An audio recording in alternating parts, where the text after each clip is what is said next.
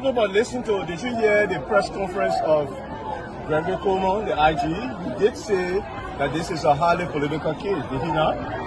So you don't take the partisans' word for it, you take the IG's word for it. We elect on 85 irresponsible men what happened to our country.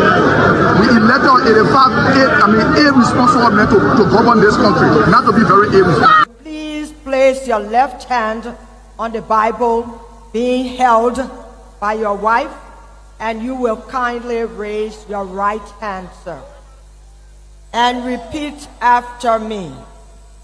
All standing, please. I, Joseph Newman Boyka Sr.,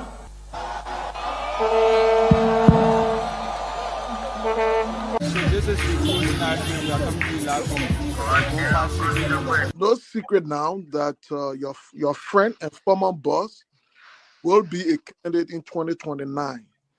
With all of that you experience, all of that you know, and everything that you see unfolding in the country now, will you support him? Will you be part of the process? Will you give him the support? Do you think he can be a better president?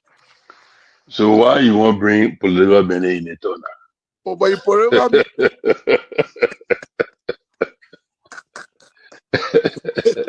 you're political man, before you go out, very active. I plead the fifth again. Okay. When 2029 come and pass, then you finally leave. Mission is completed. Now what the rules of engagement? When the war ended, the guy said, the captain, the commander said, mission complete. There wounded out first. All men on board. So this riot situation when it comes across, because many times you notice that if Charles Taylor is the problem, he will be out of here in the twinkle of an eye. And I say, let well-meaning Liberians come home. If we respect this constitution, a government formed in Accra is a violation of Article 1 of the Constitution. Let them come home. Let that government be formed in Monrovia. On the broadcast administration, we want to give the government of Liberia an ultimatum of 72 hours to provide a living ballot of the chairman of the Student Unification Party, or else there will be a catastrophic pneumonia in the Republic of Liberia. To arrest the chairman of the Student Unification Party, only because the government feel intimidated about the Vanguard Party advocacies. The government got capital road, small, then road, B road, all kinds of. I think the reason Joseph Baka will not do much because the old man, the papa is suffering. The papa loves the country, but he can't make it. The criminal there around him, they sophisticated than him. They are sophisticated criminals, so they can't make it. They are sophisticated criminals. They just can't make it. When the war was over, he says, dead and wounded out. Everybody else falls in line and get on board. Thank you very much for making it to the midweek edition of the closing argument. If you follow closely, we had a special edition with Chief Tomalin George in Nimba County. We are profiling Nimba County all day since this morning. The closing argument has been in Nimba, visited the compound of the superintendent. If you saw her, Honorable Gono,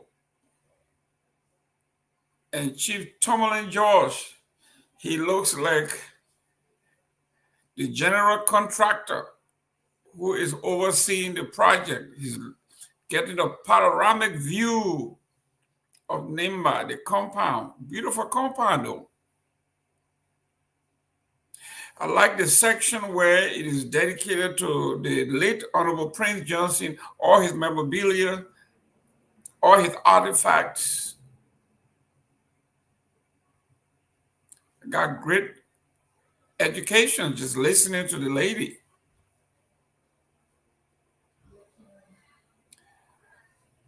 So closing argument is expanding across the country. Wherever the news leads us, somebody is going to be there. I am Jerome Gayman. I'm sitting in from the great state of Florida.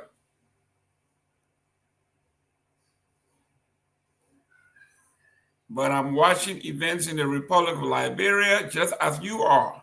So wherever you are, please share this show. Join. We're going to be reading your comments.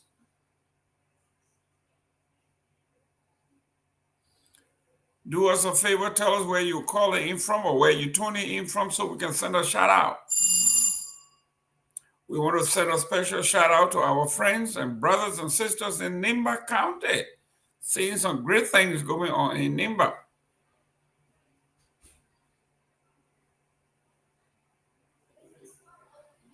Nimba County is on my mind. Usually the Facebook usually ask what's on your mind. And the TCA has Nimba on its mind. If you are from Nimba, today is your day. We are going to be talking about Nimba, but there's so much to talk about in the country. You know, I'm a lover and cheerer and admirer of strong women, beautiful women, intellectual women who has high intellect 9 out of 10 times they do.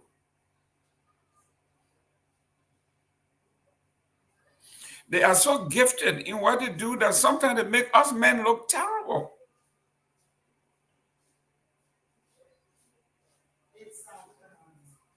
A particular case in point is today, if you are a Liberian,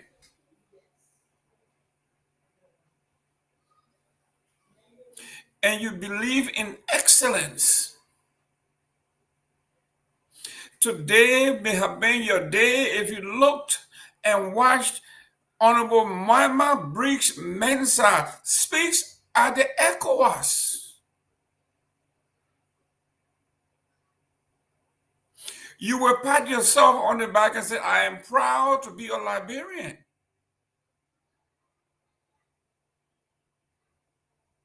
This woman said what you and I and everybody else have been saying, that ECOWAS is a paper tiger. She said ECOWAS does nothing but react.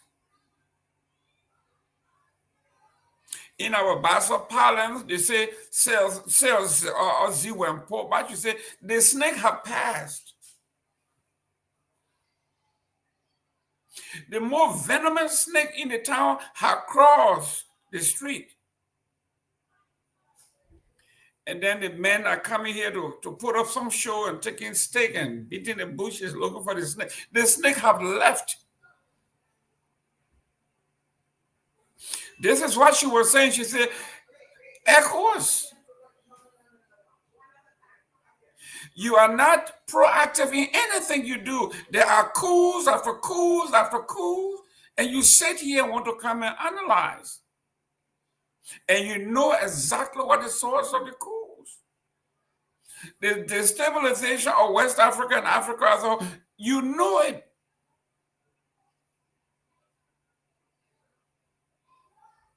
You are members of ECOWAS. You sit here and you allow governments to steal elections from the people.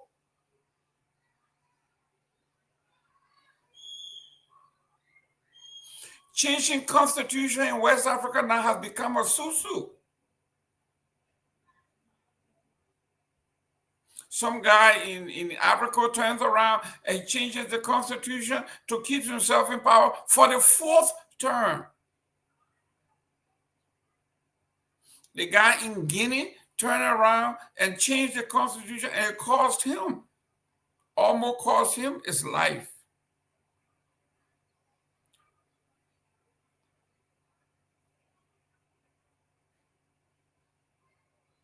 Forget about Paul Biya. He's in a class by himself.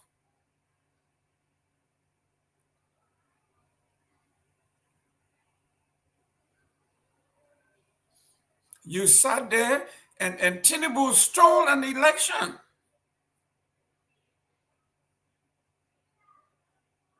From Obi.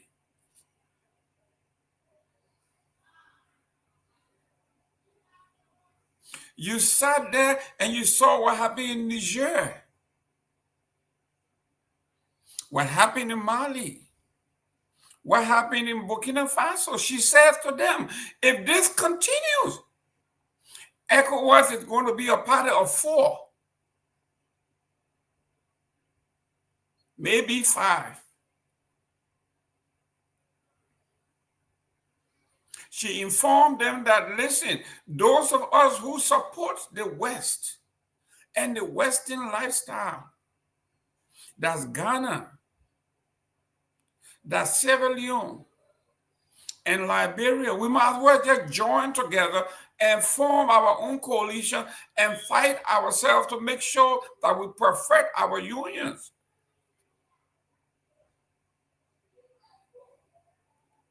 She said we are not going down that route where people keep changing constitution to fit their needs.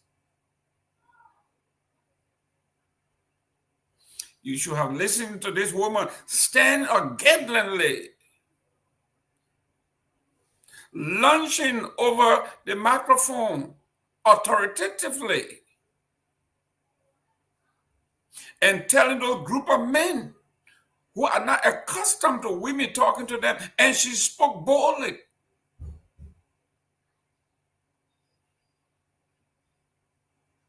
She might as well told them that you are useless men. You sit here and write papers after papers after papers. And I know she was putting Edwin Snow on the spot. This is a man that been in parliament forever. And he calls himself a parliamentarian who the ECOWAS depends on when there are flash fires. He goes there and puts fires out, or he thinks. This woman, Honorable Briggs Mensa, she says the panacea for chaos in Africa is for ECOWAS to grow some spine and see trouble coming and address them. Preventive politics, she says. The folks from Bond County should be proud if this woman have done nothing for them. She put them on the map. You could have heard a pin drop.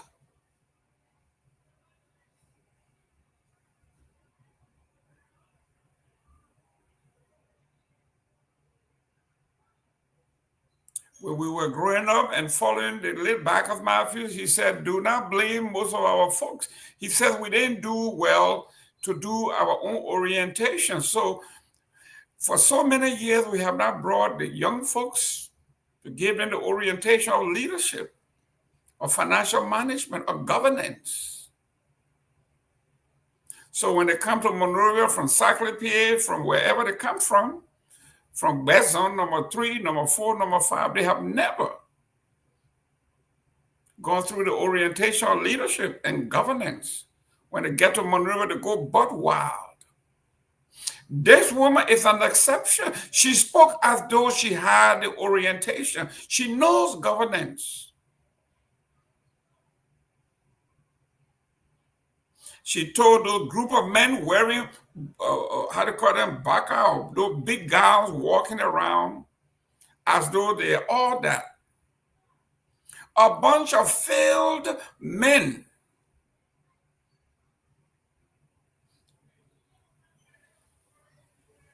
Mama Briggs Mensa You might as well be my politicians of the year, December 31st, when we do our last show before the year ends. This is how you represent your people. Another woman that is in the press this afternoon, her name is Miss Wede Power.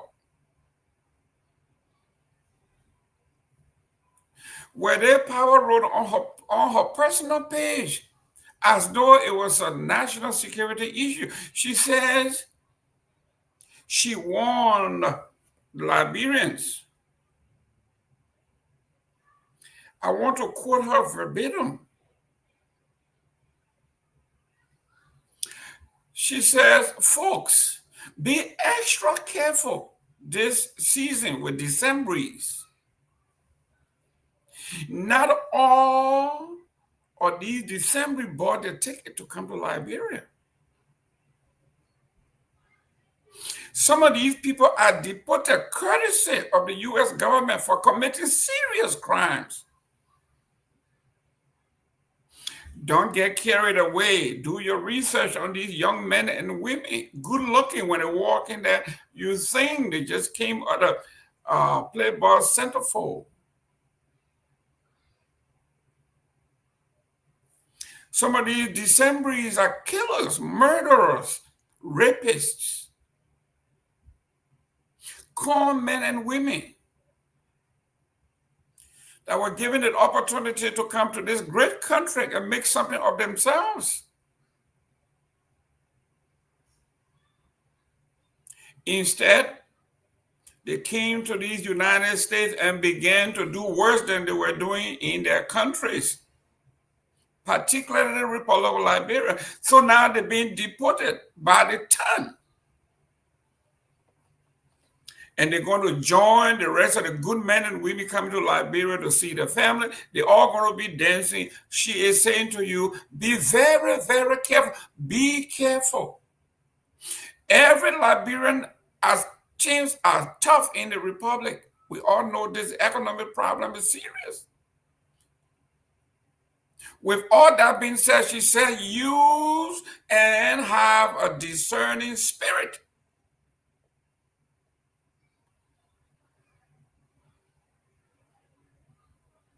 Think. Yesterday we talked about self-preservation, self-care, where their power is telling you, please be careful. Don't get carried away by the nice sneakers, the nice suits, the good looks. Investigate. Use your discerning spirit.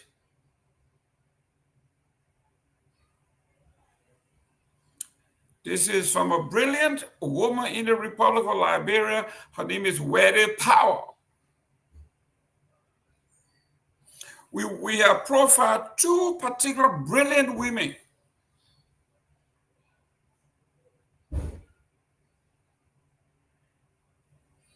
If you got ears, listen. If you got eyes, we want you to look.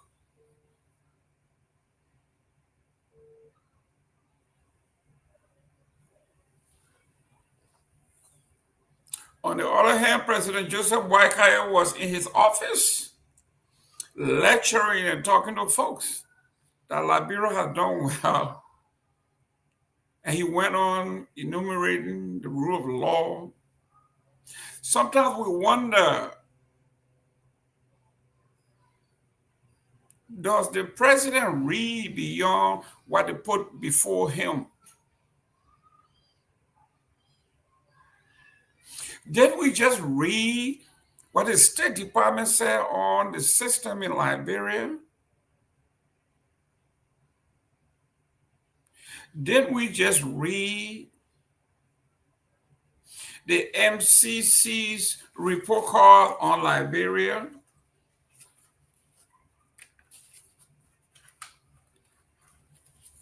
Or the president just read what they put before him?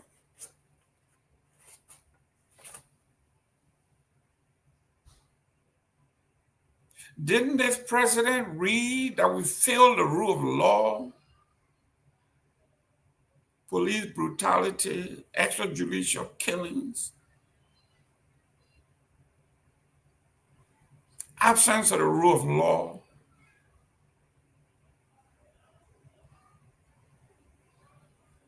They are giving investors a warning that if you even open a business in Liberia, your chances of success is very low because of the buying power or the lack of abject poverty across the nation.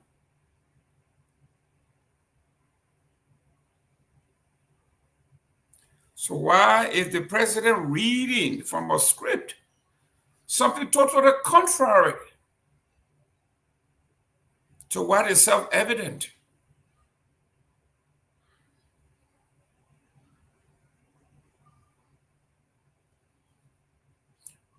Something similar to the December going to Liberia. Don't be carried away. A few years ago, we had a group of Africans in Minnesota called Somalis for Trump. Somalis for Trump.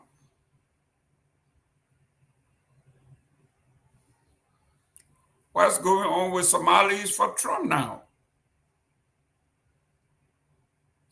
The leaders of the Somalis in Minnesota got on the national stage and said, and I quote, "The Democratic Party and the left us. So we are going right. We are going to vote for Trump." And he said, and I quote, "Voting for Trump without the soldiers with boots on the ground is like giving Trump an F or a failing mark."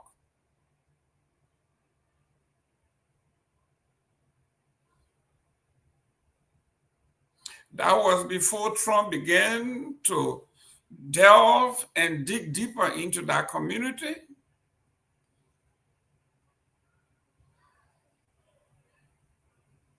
And it has been discovered and alleged that there's criminality at the highest degree in that community.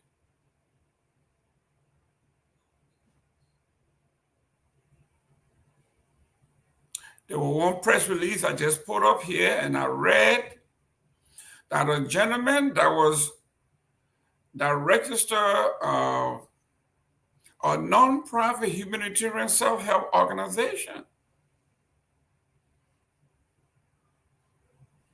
And his brother also registered another one as a medical caregiver.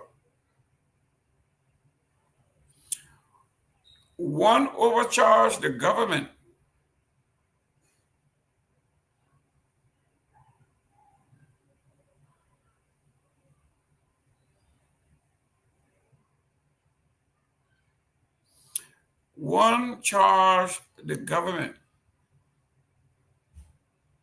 over $750,000 above the normal price. While he was doing that, he was also running for office in Somalia. He went to run for president of the segregated or separatist Somaliland.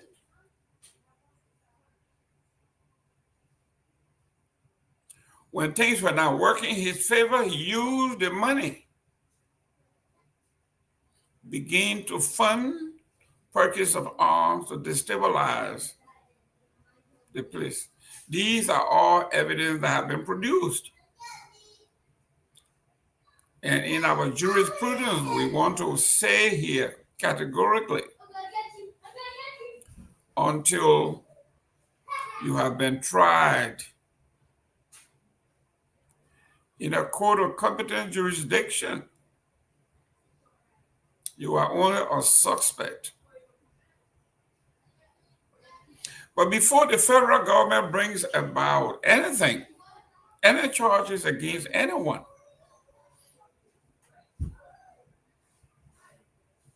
the success rate of the federal government failing is 0.005%. That means almost 99.95% of the time you will be found guilty. I know this for the fact because I was in the courtroom with Stanton Weatherspoon. At first, he pled guilty or not guilty. He wanted to fight. After the federal government presented her case, when he looked at the mountains of evidence, he asked to change his plea from not guilty to guilty, put himself before the judges and the system.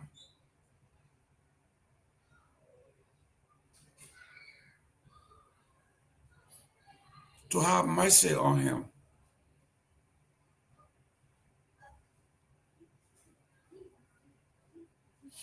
This is not Islamophobic. This is not xenophobic. This is fact. If you come to this country, you have to assimilate. By that I mean they believe in the Calvinistic work ethics. Yes, there are few that have done other things and gotten away with it. But we all are not that lucky. If you are a Liberian, you need to take notes. This town trap is not for rats or snake alone. This is going to catch everybody.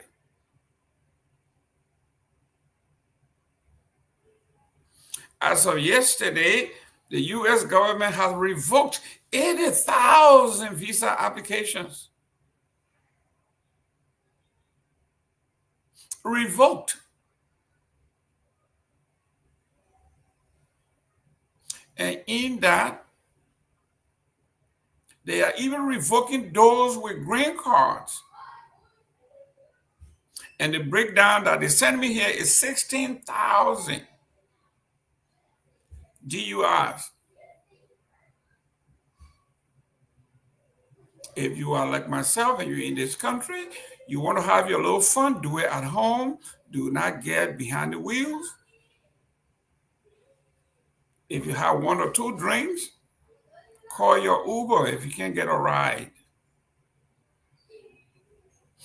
12,000 assaults. We are talking about visas, including green cards and everything else. 12,000 for assaults. If you beat your wife, you beat your girlfriend, you and somebody talking and you get upset and you start fighting, that is ground for removal.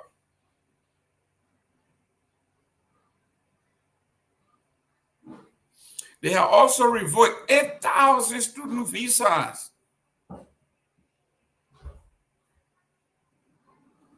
If you are in the country and you are at Harvard, you are Yale, you are Cornell, University of Florida, wherever you are, and you're going out there to demonstrate, do it within the law. Do not block other people's movement. That's a violation. This country, everyone has the constitutional right to free movement.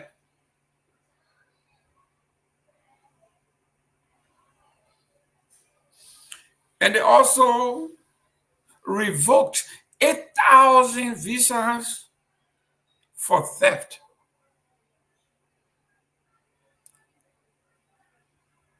Something that I have not seen before. I was in Minnesota a few months ago, and I stopped somewhere. I wanted the department store, maybe one of the mini malls, and I went to buy a charger. And I walked into that store, and everything in that store is locked up.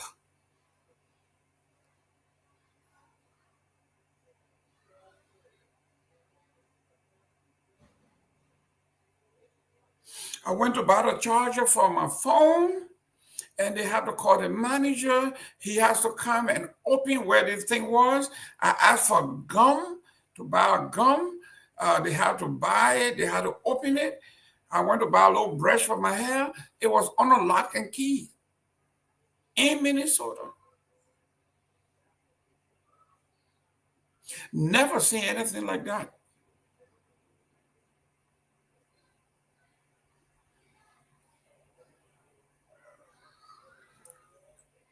The manager could see the expression and the frustration on my face. He said, young man, don't get upset. He said, this is Minnesota. Everything that is not locked down or tied down will walk out of here. We are losing.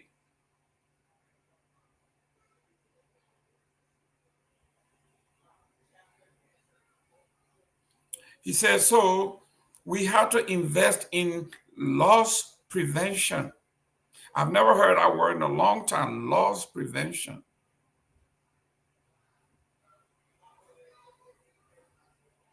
I am saying this to say, if you are a Liberian, if you are a foreigner, and you apply for visa or whatever way you got to this country,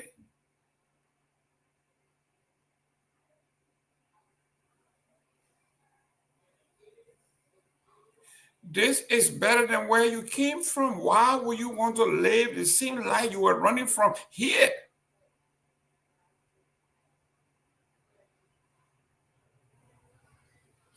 What you see on TV is not real. Instant gratification, instant millionaire, those things don't happen to regular people like you and myself. Without working, you have to make money the old-fashioned way. You have to earn it.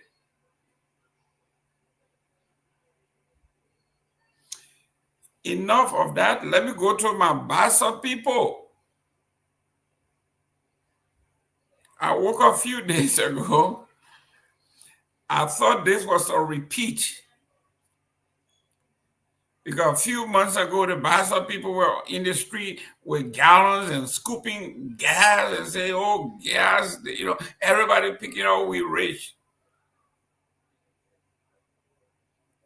Yesterday again, I woke up to another news, guys in the butchers with black oil and say, we are scooping up oil. And Fangon went over there with his news crew, and they are telling the Bassa people, everybody got oil. They were asking the guys, everybody has oil. Oh, the oil is coming out of the ground. The black oil is coming out of the ground. We are rich.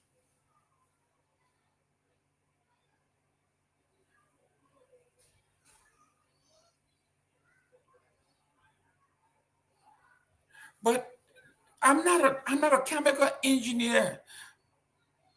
But even if the oil were gushing from the earth, it is not refined. Why would you scoop it to go do what with it? Put it in your car or do what with a crude oil? What will you do with it?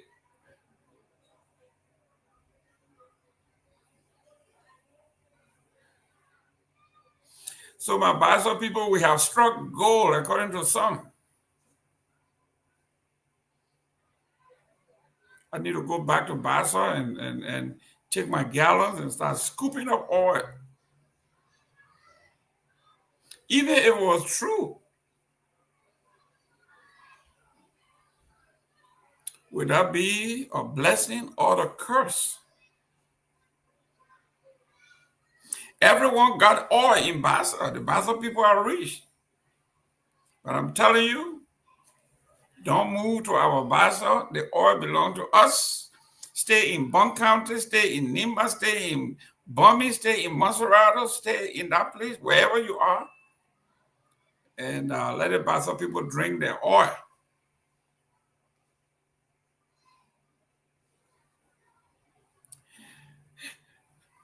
There's a major news that is breaking. A United Methodist clergy, a pastor, shocked the audience, the congregation, when he said he was changing his gender.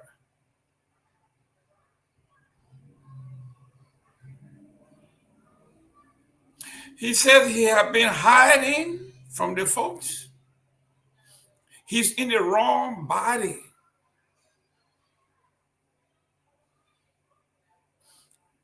And he wants to break loose and transport himself into the right body that he belongs. So now he's going to be a she.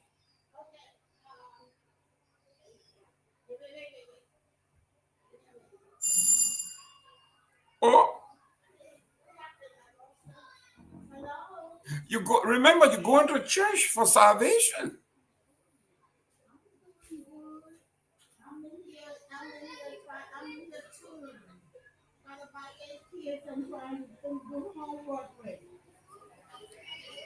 This one, the free time method, pass smart.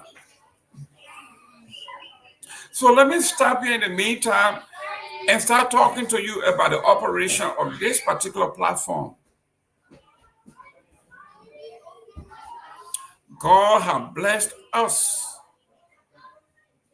to bring you the news and happenings around the world. But behind the scenes are men and women that are working diligently to make this happen. Today I was following Tomalin George in Nimba, and his background was so crisp, clear. People are responsible for making him look good. Those young men and women on the ground need our help.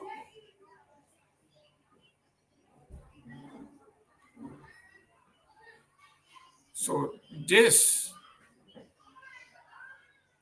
is the season of giving.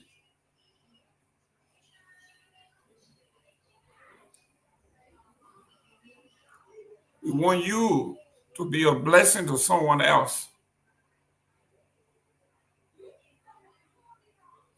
God has blessed you, God has blessed me to be in this great country. We are healthy, relatively. We are doing better than our brothers and sisters back home. So we are asking you to help us out. Make the holiday good for our workers on the ground through our Cash App, our Zelle, and through our SendWave.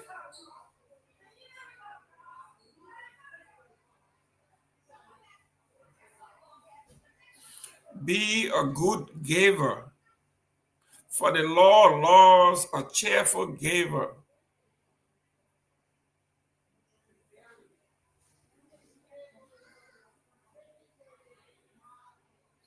Talking about being a cheerful giver, I have to send a shout out to CC Smallwood in the great city of ATL, Atlanta.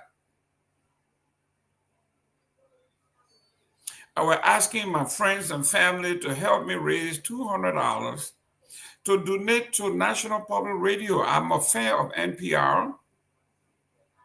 I do a lot of work with them on a local level at a university here. And their funding was cut. So every dollar was helped. She donated $50 of her hard-earned money.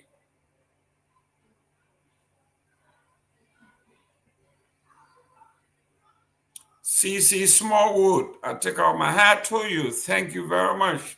The folks from National Public Radio may be reaching out to you to tell you thank you. In that same vein, we are asking Liberians to please be as generous as you can. Every bit will help. You may send your support by way of Cash App, the $ TCA, like in the closing argument, 2,500. If you have Zelle, send it to 678-438-3003.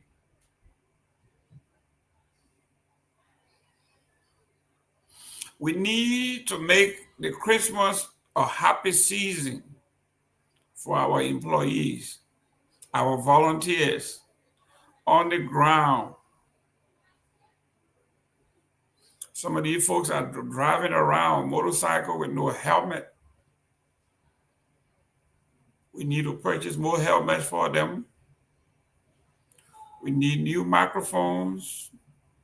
We need recorders. We need phones. We need cameras. So your help just doesn't go to buying rice.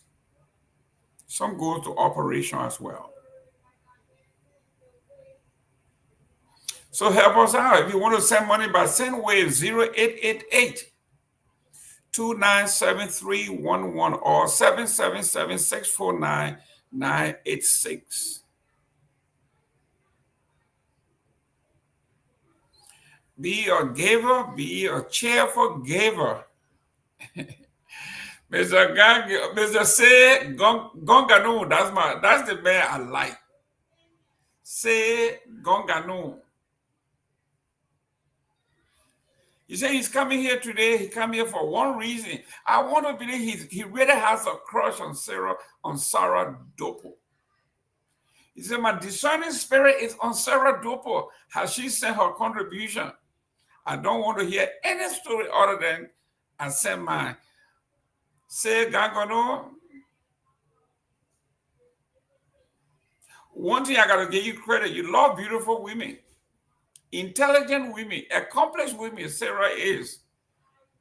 And she's going to come on now that you call her name, watch her, she will soon pop up. Sarah, I know you are at work. Say is here again for you.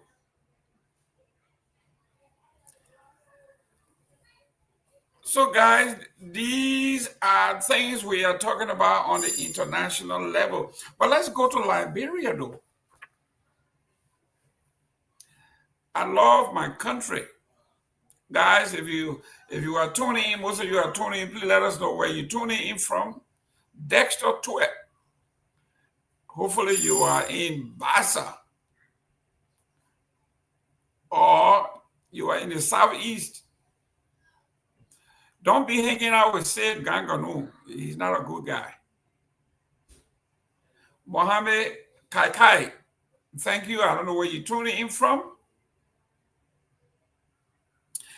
But there's a fight going on for the soul of our country.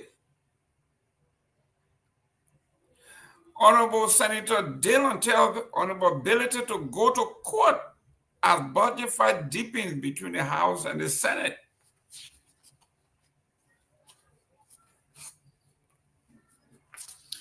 My brother and friend,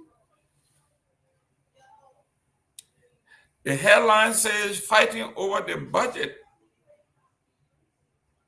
Capitol Hill, Monrovia. Monserrato County Senator Darrell Dillon has flatly rejected accusation that the Senate is violating the Constitution by holding budget hearings, telling Representative Musa Hassan ability to go to court if he believes the upper chamber is acting illegally. Dillon's blunt challenge comes as tension mounts between the House of Representatives and the Senate over which chamber holds the upper hand in the national budget process. A long disputed constitutional gray area that has repeatedly strained relations within Liberia bicameral legislature. Ability accuses Senate of gross overreach. Representative Ability, who represents Nima County District 7 and leads the Citizen Movement for Change, CMC, argues that the Senate has no authority to review or scrutinize the draft national budget before the House completes its own hearing and passes the document over to the Senate, which is the required process by the Constitution. Citing Article 34D and I of the Constitution, Ability maintains that revenues and financial bill must originate in the House and that the Senate's role is strictly limited to concurrence.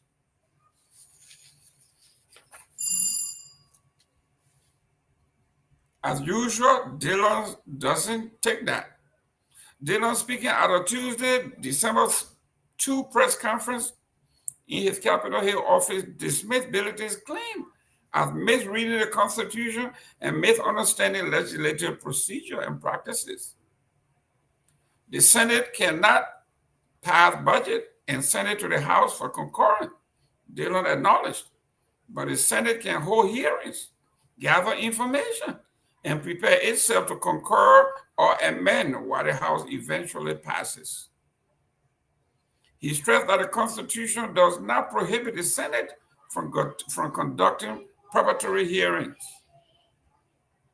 Note that the budget can never be a law without concurrence of the Senate, Dillon said. It is left to the discretion of the Senate to simply concur on what the House passed or decide to include an amendment. He dared ability to take his complaint to the judiciary. If my colleague believes that the Senate is acting illegally, he should go to court. Dillon said, noting that the Supreme Court has ruled in favor of the Senate in past dispute with the House.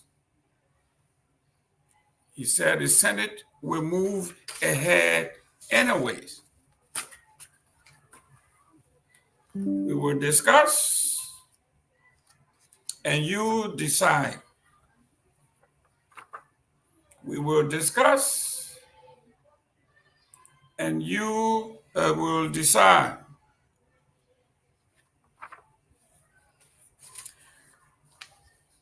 On a light note, let's go to entertainment. It says here on the front page, no sign of weakness as CRC flexes superiority as Artist of the Year. CRC. He has to be a good guy. If he clears everything, he beats everybody. CRC in Liberia, I don't know who he is, but he seems to be a dominant figure. If we are to recreate the meaning or consistency through the human experience of CRC and his music journey, it would be appropriate to define consistency as staying true to oneself, even when misunderstood by moving train of minds engulfed in identity crisis. Those who chase trends to be accepted often seek validation, but has never been the case for the commander-in-chief. When you are in control and fully aware of who you are, you don't bow to external pressures. Consistency, in CRC's view, is mastering the act of time management, using it to your advantage until it transforms into supernatural grace. It is the awareness that time does not exist, and songs that become timeless hit prepare you into dimension where relevance becomes perpetual. Regardless of who sees him as a rival or competition, CRC remains unbothered. Haven't you noticed that in every era of the Liberian music industry, CRC has always been in his prime? Have we ever witnessed a time when CRC was not a force to reckon with? Will we ever see that time? 5 awards in one night at the MLMA cemented CRC's dominant. He won Song of the Year, Afro-Pop Artist of the Year, Afro-Pop Song of the Year, Video of the Year, Artist of the Year. He achieved these feats without belittling other artists or creating fake hype to stay in the news. CRC didn't rush the release of his song out of fear that another artist would take over. Instead, he remained authentic, safeguarding the true image of Liberian boy with whom the creation of the colloquial song Colo Pop, which he masterminded as a king. You don't fight for a crown. It is always on your head if you do it right. We saw his dominance during his U.S. tour, the event meticulously organized by his overseas team led by Sony and supported by his Liberian-based manager, Robert Zoka, with reliable business partners stands as a benchmark in the history of Liberian music events in the diaspora. That is CRC. So I don't know his music, but for those of you who do, he seems to be like a dominant force, as evidenced by him winning everything there is in the music industry at the award night, CRC. Now I have to check on who CRC is.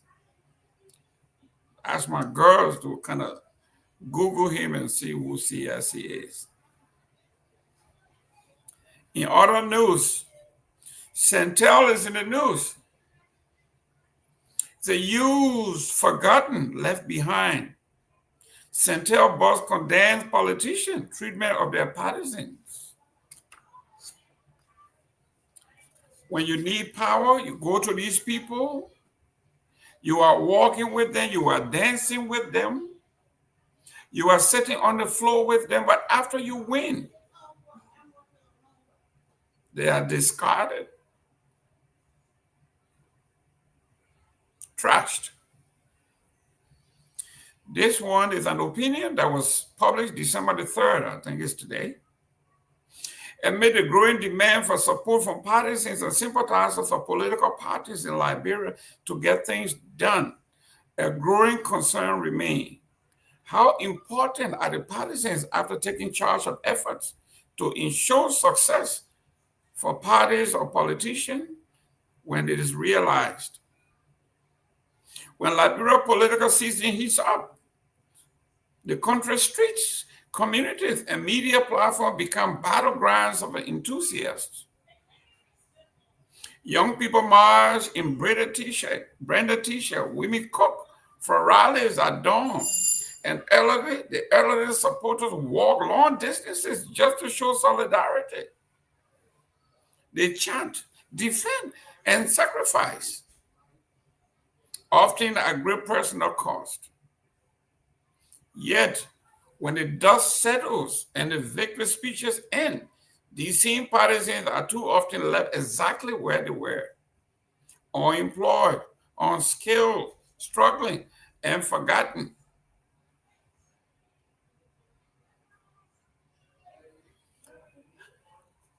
I can tell you, Tomalin George can tell you, Peabody can tell you, when it's political time, there is no space on the closing argument.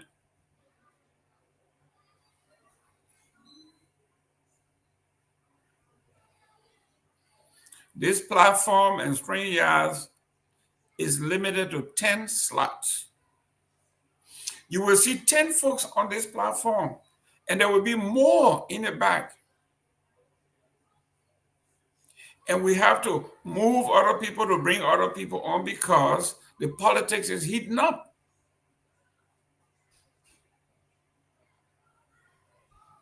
This is what Centel is saying here. He said when Liberia political season heats up, which is coming very soon, the country streets, every street in Liberia, every community, and every media platform become the battleground of enthusiasm and enthusiasts. Young people march in the streets with their branded t-shirts. Women are cooking for rallies midnight and dawn, early in the morning. And the elder supporters walk long distances just to show solidarity. Walking. I won't tell you the kind of water they're walking. And they be chanting their favorite political party song.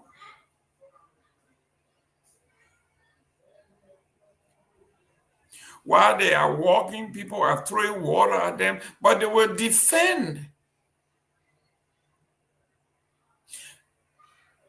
to their own detriment their party.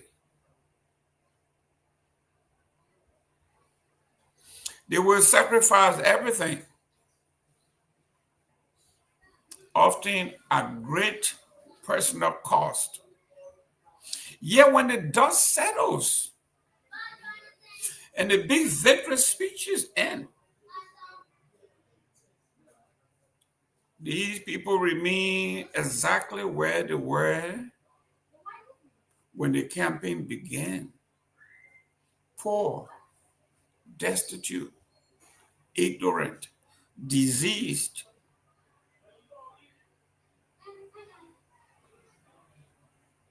This is what Centel is saying. They remain right where they are, where they began. If you were unemployed, which is about 95% of you guys, you will remain unemployed. It is obvious you got no skills. Your hope is on your political party and your political leader. You are unskilled and you will remain unskilled. You have been struggling, selling food on your head.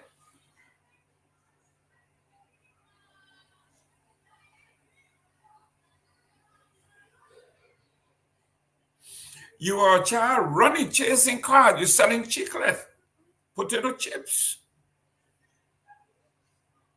Election has been gone. Few months from now, we'll be going into year number 3. You are still selling chicle. You are still selling potato chips.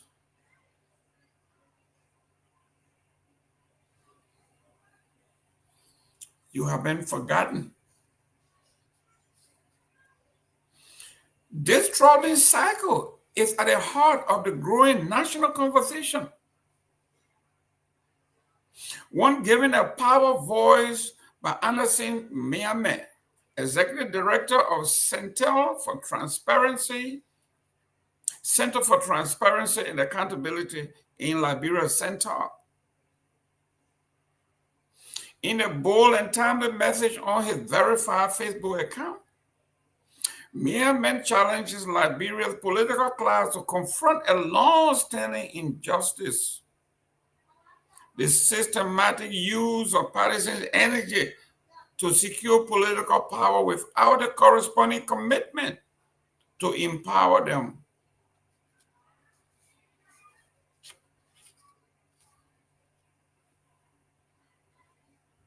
Central is being bold.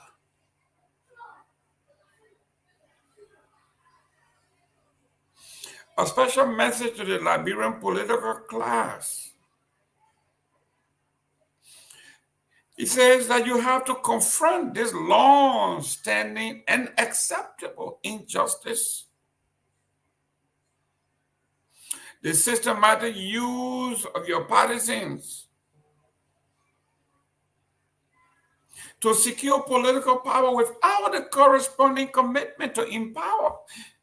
They gave you power, and you fail to empower them. It is political injustice, and he's talking about it.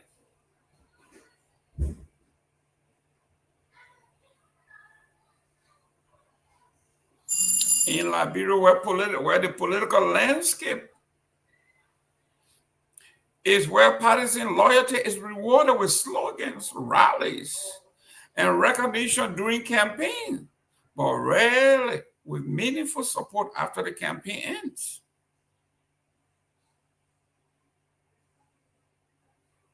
The sacrifices may be from many supporters who are making it often invisible to the public. Some lose jobs because of their political alignment.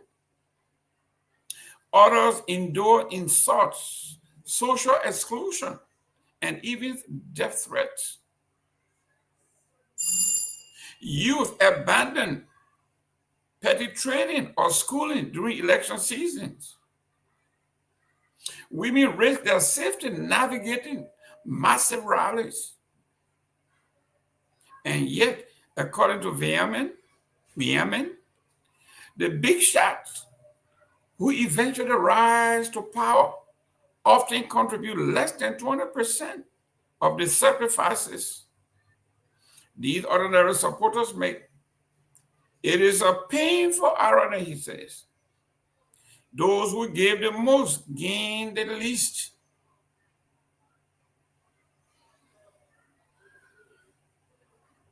He said political victory should not be a zero-sum game. He argued that political parties, from the Unity Party to the Congress for Democratic Change and the Alternative National Congress, the Liberty Party, and others owe their supporters more than campaign messages and periodic handshake. They owe them investment. They owe them opportunity. They owe them dignity, he argued.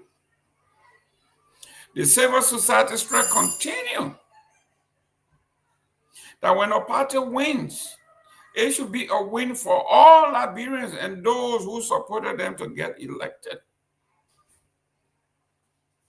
That victory, he continued, should translate into better living conditions, access to skills, education, and lawful economic benefit rather than just for the appointed official or political elites, but for the ordinary men and women who stood firmly behind them and their campaigns. Why aren't political parties doing more? He asked. Part of the private lives in priority, political parties readily mobilize millions of campaign rallies,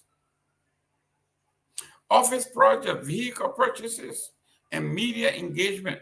Fundraising for political survival is relentlessly organized. Yet, when it comes to the welfare of partisans, especially women, youth, and persons with disability, efforts shrink dramatically, leaving the unprivileged who sacrifice everything at the base of hopelessness. According to him, this imbalance reveals a troubling truth. Political parties value labor of their supporters, but not their long-term well-being. The grassroots may be celebrating during the election season, but they are scarcely seen once power is secured.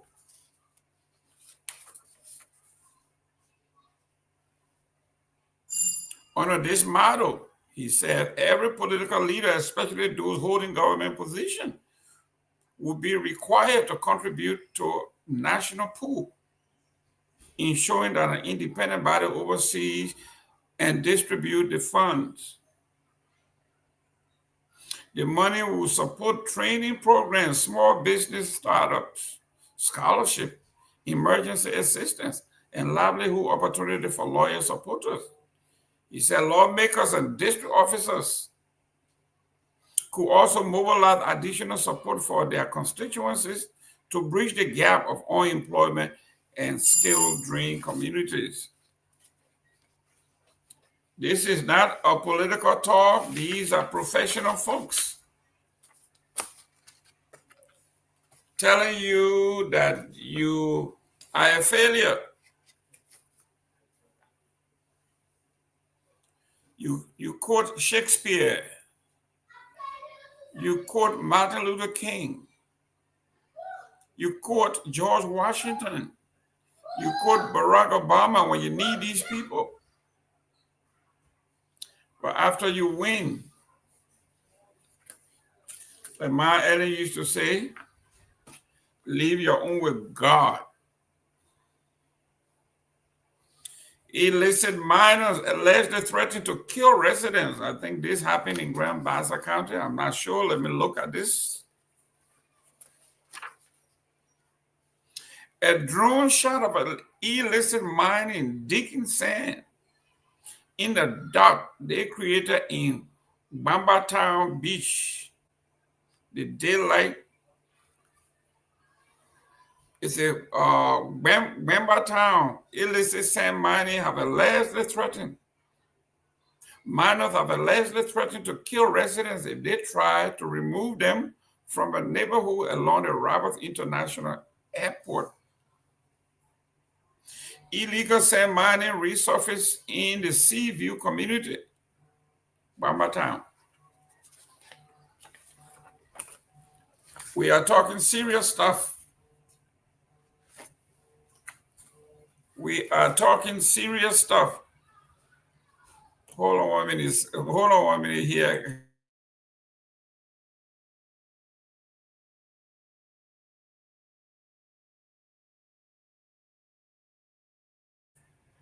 So we are talking about these issues. We are talking about issues affecting our people. Where are our leaders?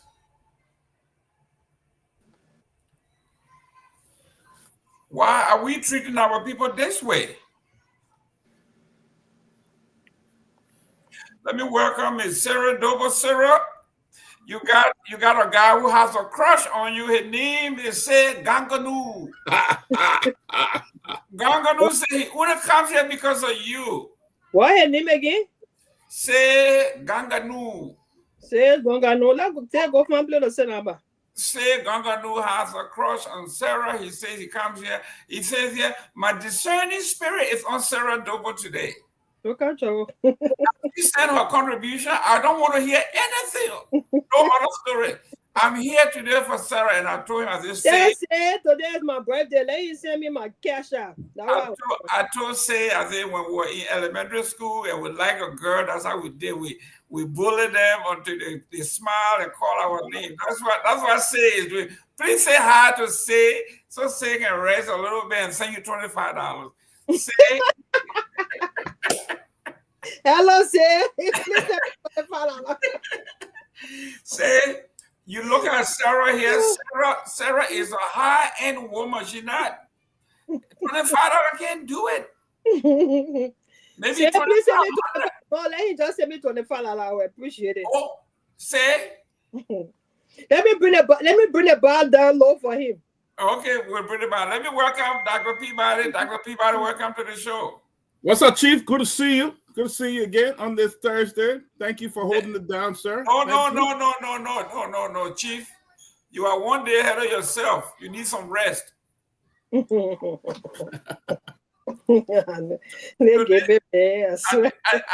think today is Wednesday. Oh, look at me! I rush it just so. That's what I'm saying. I know you're getting paid Friday, but Friday ain't here yet. you know. If you wake up tomorrow and go to your office for your check, they will tell you there's something wrong with you. But you know the bank can pay you early nowadays. Someone to put a check in your early, I test it. You know. Oh, which bank? Let me call them.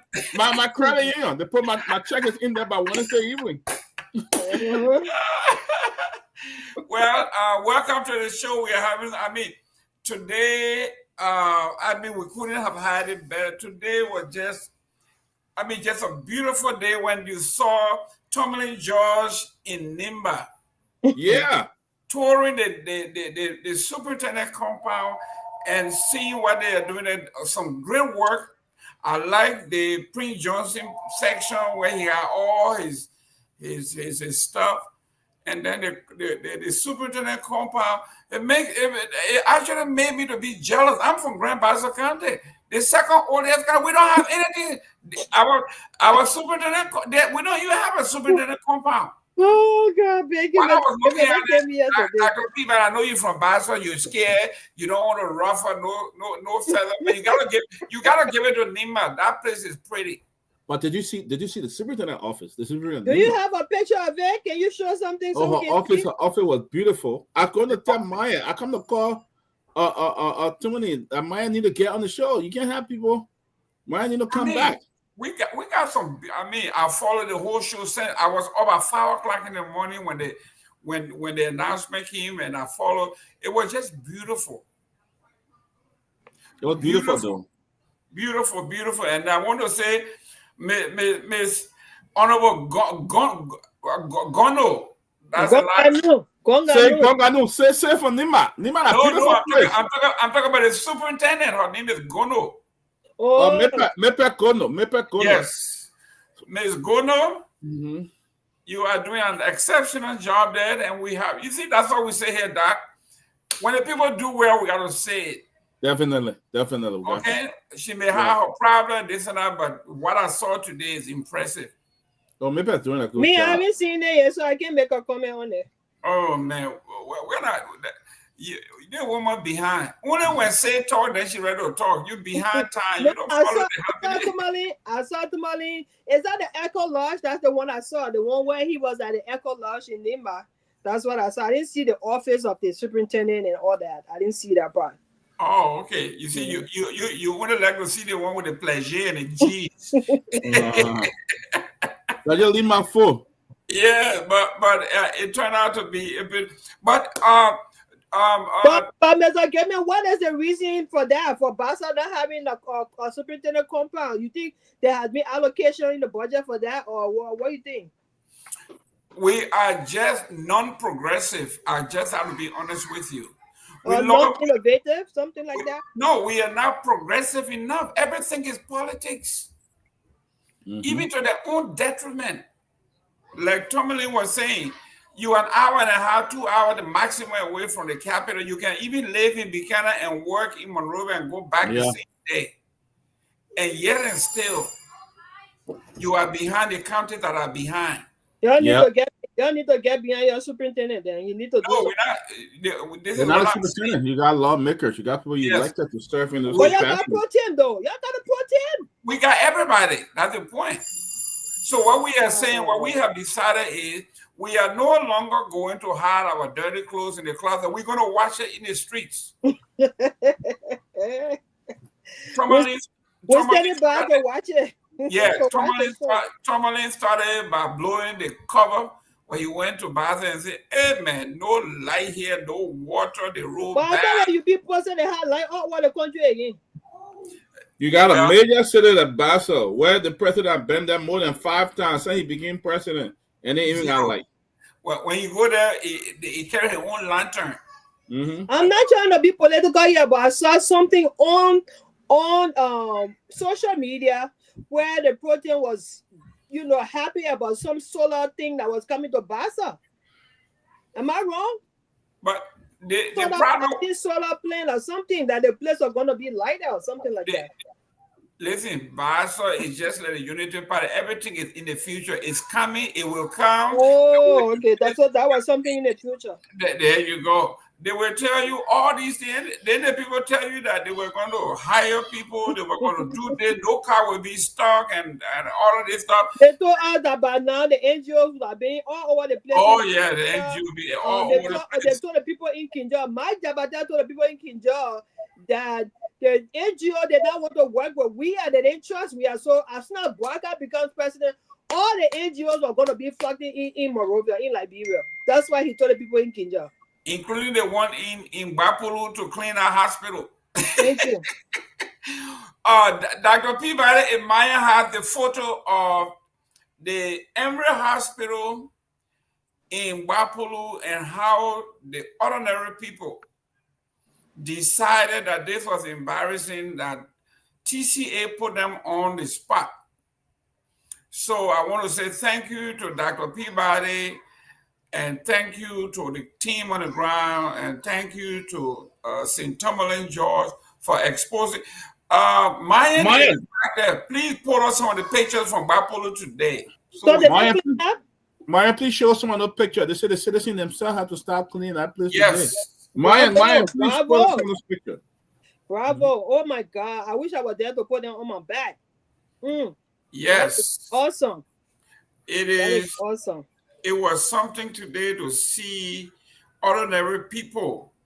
Yeah. Ordinary people. Yeah. Ordinary people. Yeah. Cleaning the place. Doing the best they can. Yeah.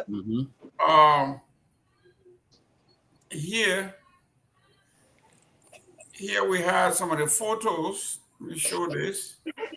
Myean, put the footer up. Where you in the back? I'm telling you, do the stuff, no? These are some of the photos of the folks. Oh wow. Cleaning. Ordinary people. Wow. Wow. Hey man, I wish Myean could put it on the big screen so we can see. He's coming. He's working on it. Okay. But we want to say thank you to the crew. This is what we are talking about when we say please. Your help But you us. see, our talking here is not in vain, Mr. Gayman. Our talking on this platform is not in vain. Sometimes people look at it like, oh, you bad mouthing the government, this and that. But these are all things to wake people up. You know? And for the common good of our people, that's why we say these things every day. Look at this. Oh my God. Look at this. Oh, Mr. Gayman.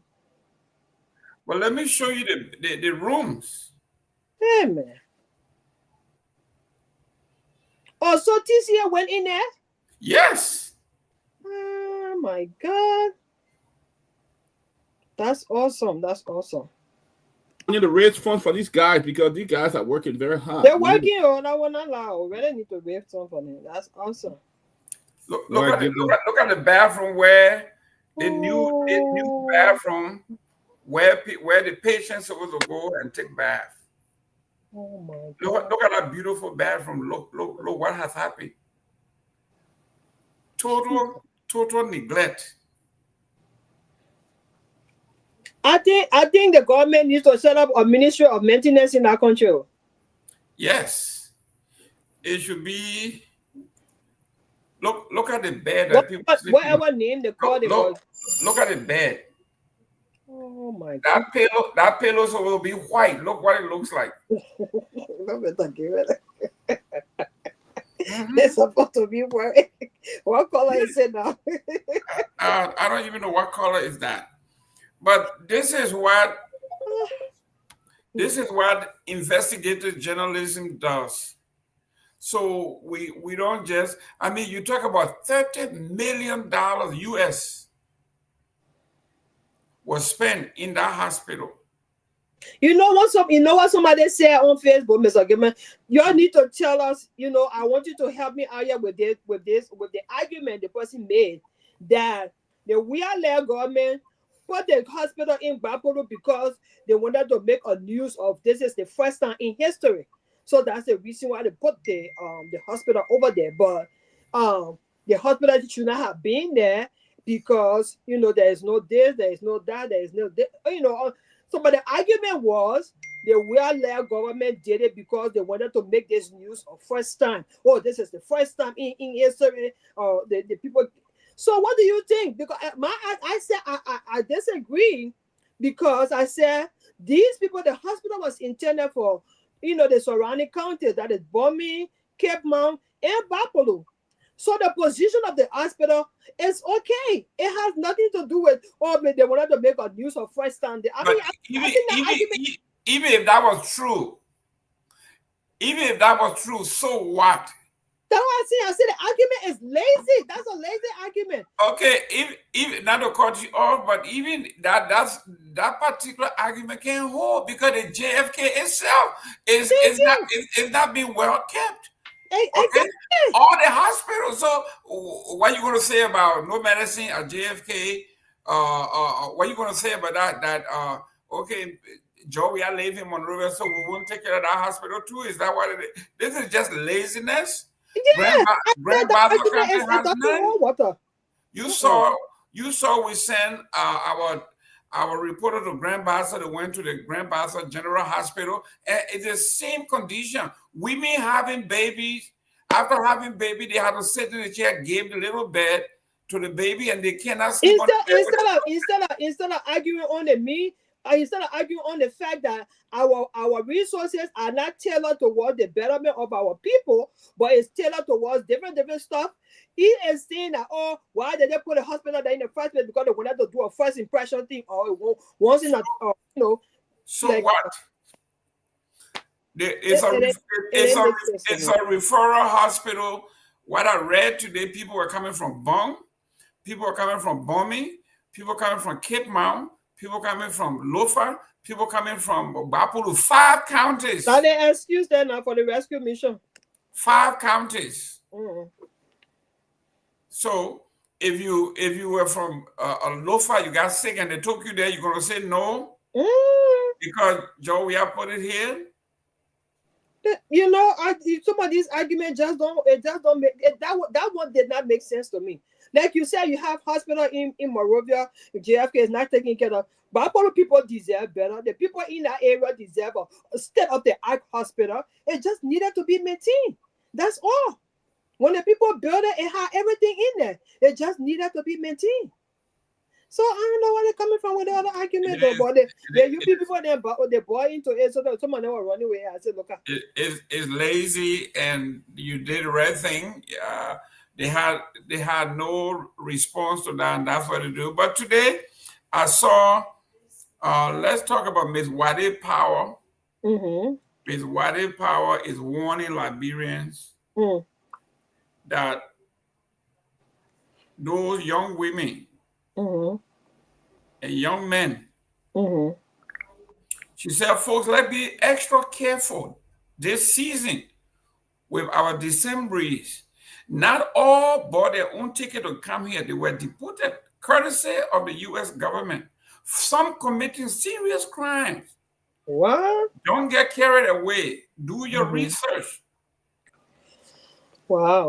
This is a woman warning Liberian young women, Liberian women, period.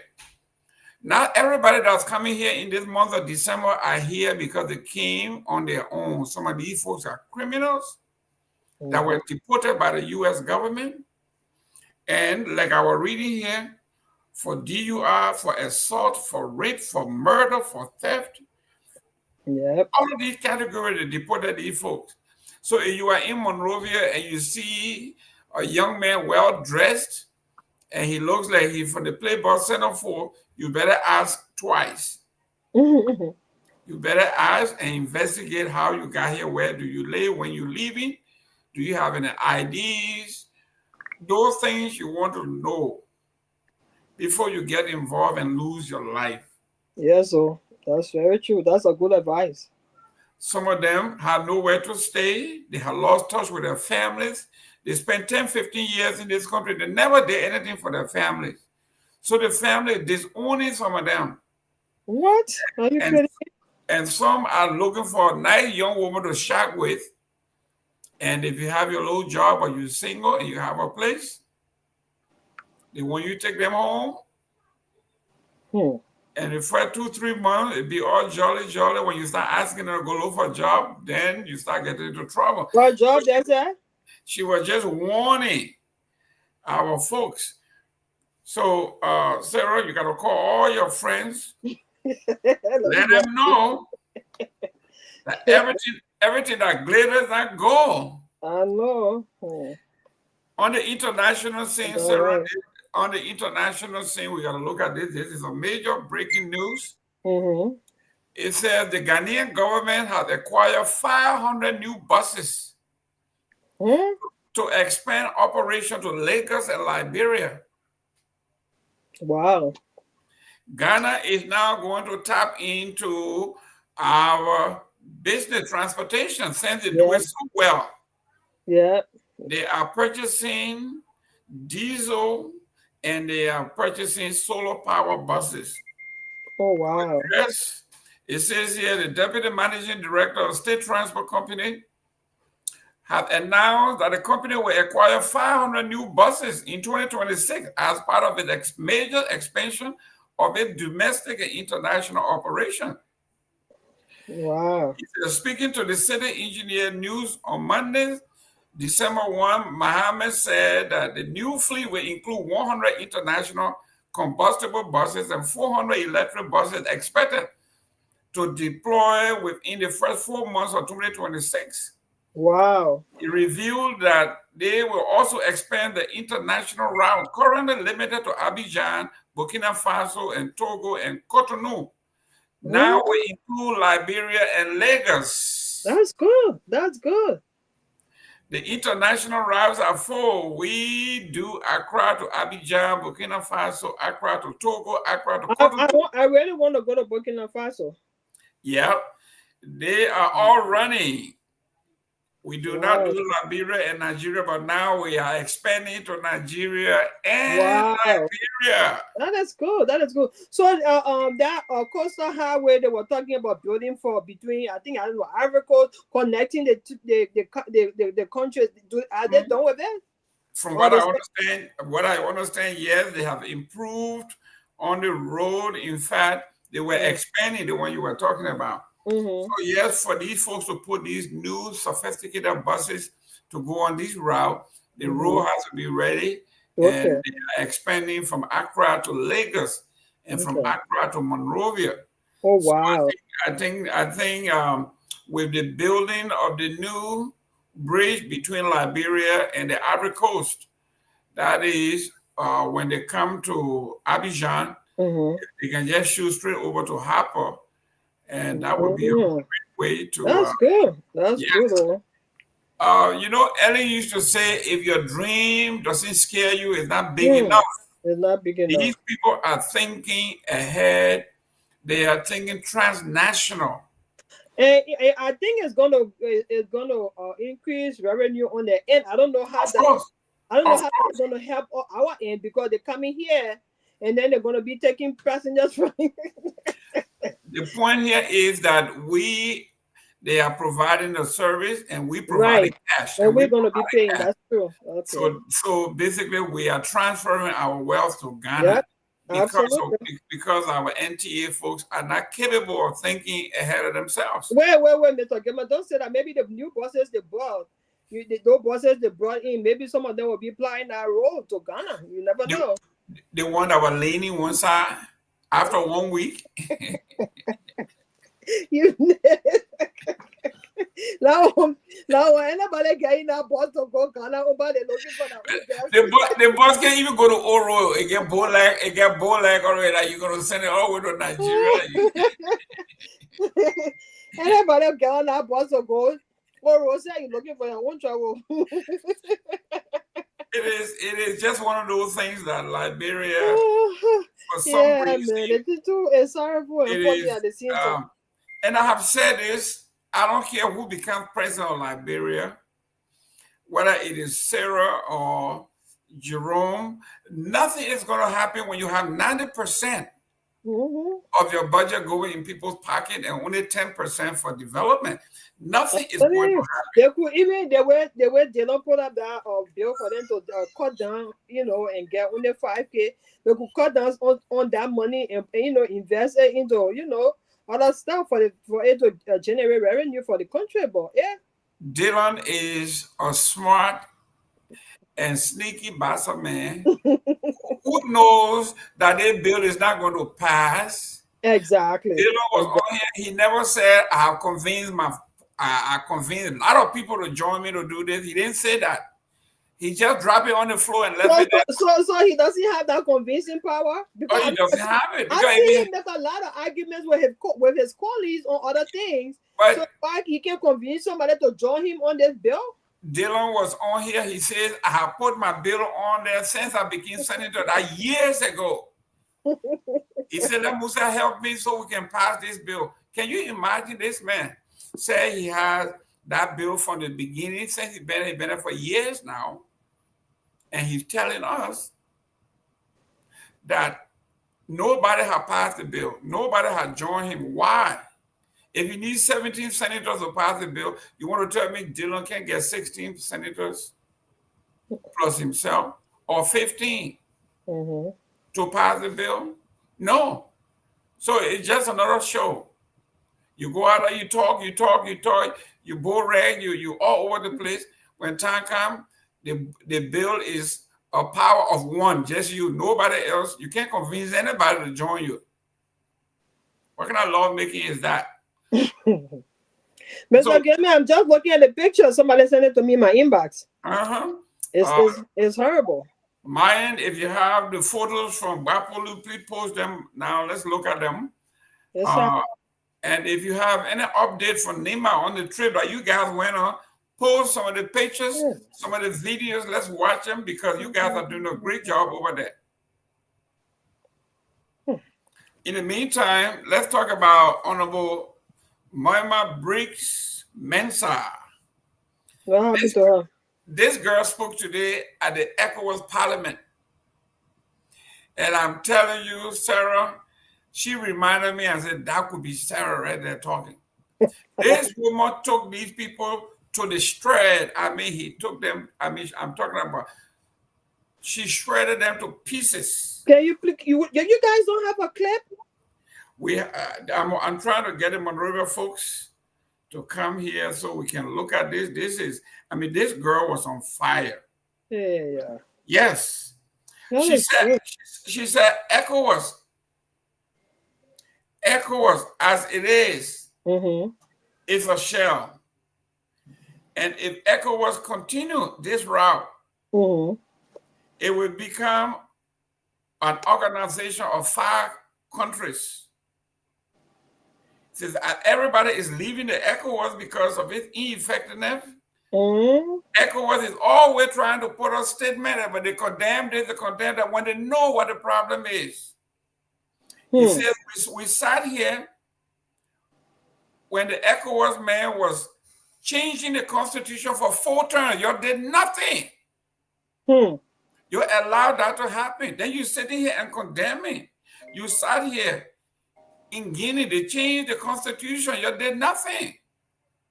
You sat here, they did the same thing in Niger. The people in Niger got up. And you want to pretend. So she was on fire today, and I really, I'm trying to find it. Myean, if you have that clip, please play it. But before I go any further, let me do this here.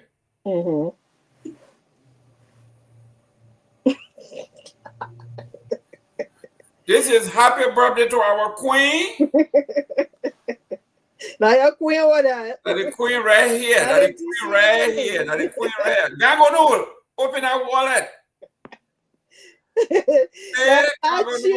You will not say hey to the queen. You'll be making in the comment section.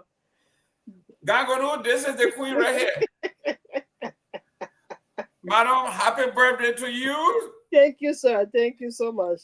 You know, when you look at the horoscope, right? You are a Sagittarian. That is a horse with an arrow and fighting ready to shoot. You are a true fighter. Your sign and everything depicts who you are.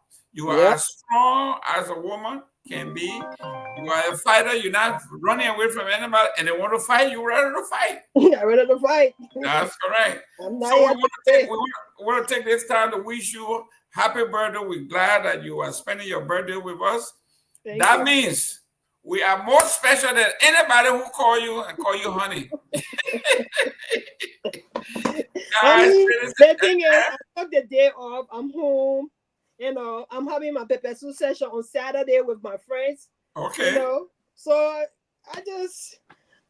our people is our priority. We have to keep talking. You see the way we talk, and then they're cleaning our place. You know, we're getting somewhere. We're getting somewhere.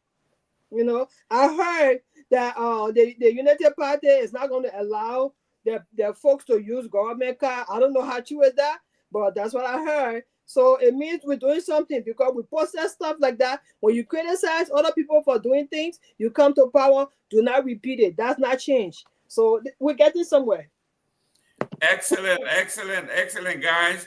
We are getting somewhere. The Liberian people say, you know, we are tired washing our dirty clothes. We are tired keeping it in the closet. We're tired watching it behind the scene. We'll bring it outside now. We bring it outside. Like we say, if you don't want us to discuss you, then don't get in the news. Exactly so. Once you make the news, we will discuss you, whether you like it or not. Yeah. If you don't want us to discuss you, don't get in the news. Don't try. Get in the news. But we want to take this time to wish you happy birthday. You are one of the greatest panelists. Yeah. Fearless. Thank you so much. I appreciate it. So much so that you scare Gangonu. Say. That's it. Go for him. I said, I ain't even see him say. I ain't see say. Say you there? Show your face. Let me see you. Say is waiting for you. He's talking about that in the comment section for your wall, my brother. He would have come here because of you. I know. That's why he said. So, guys, today is the birthday of the queen of the show. You know, every show has their own pillow. This is the pillow that keeps us going.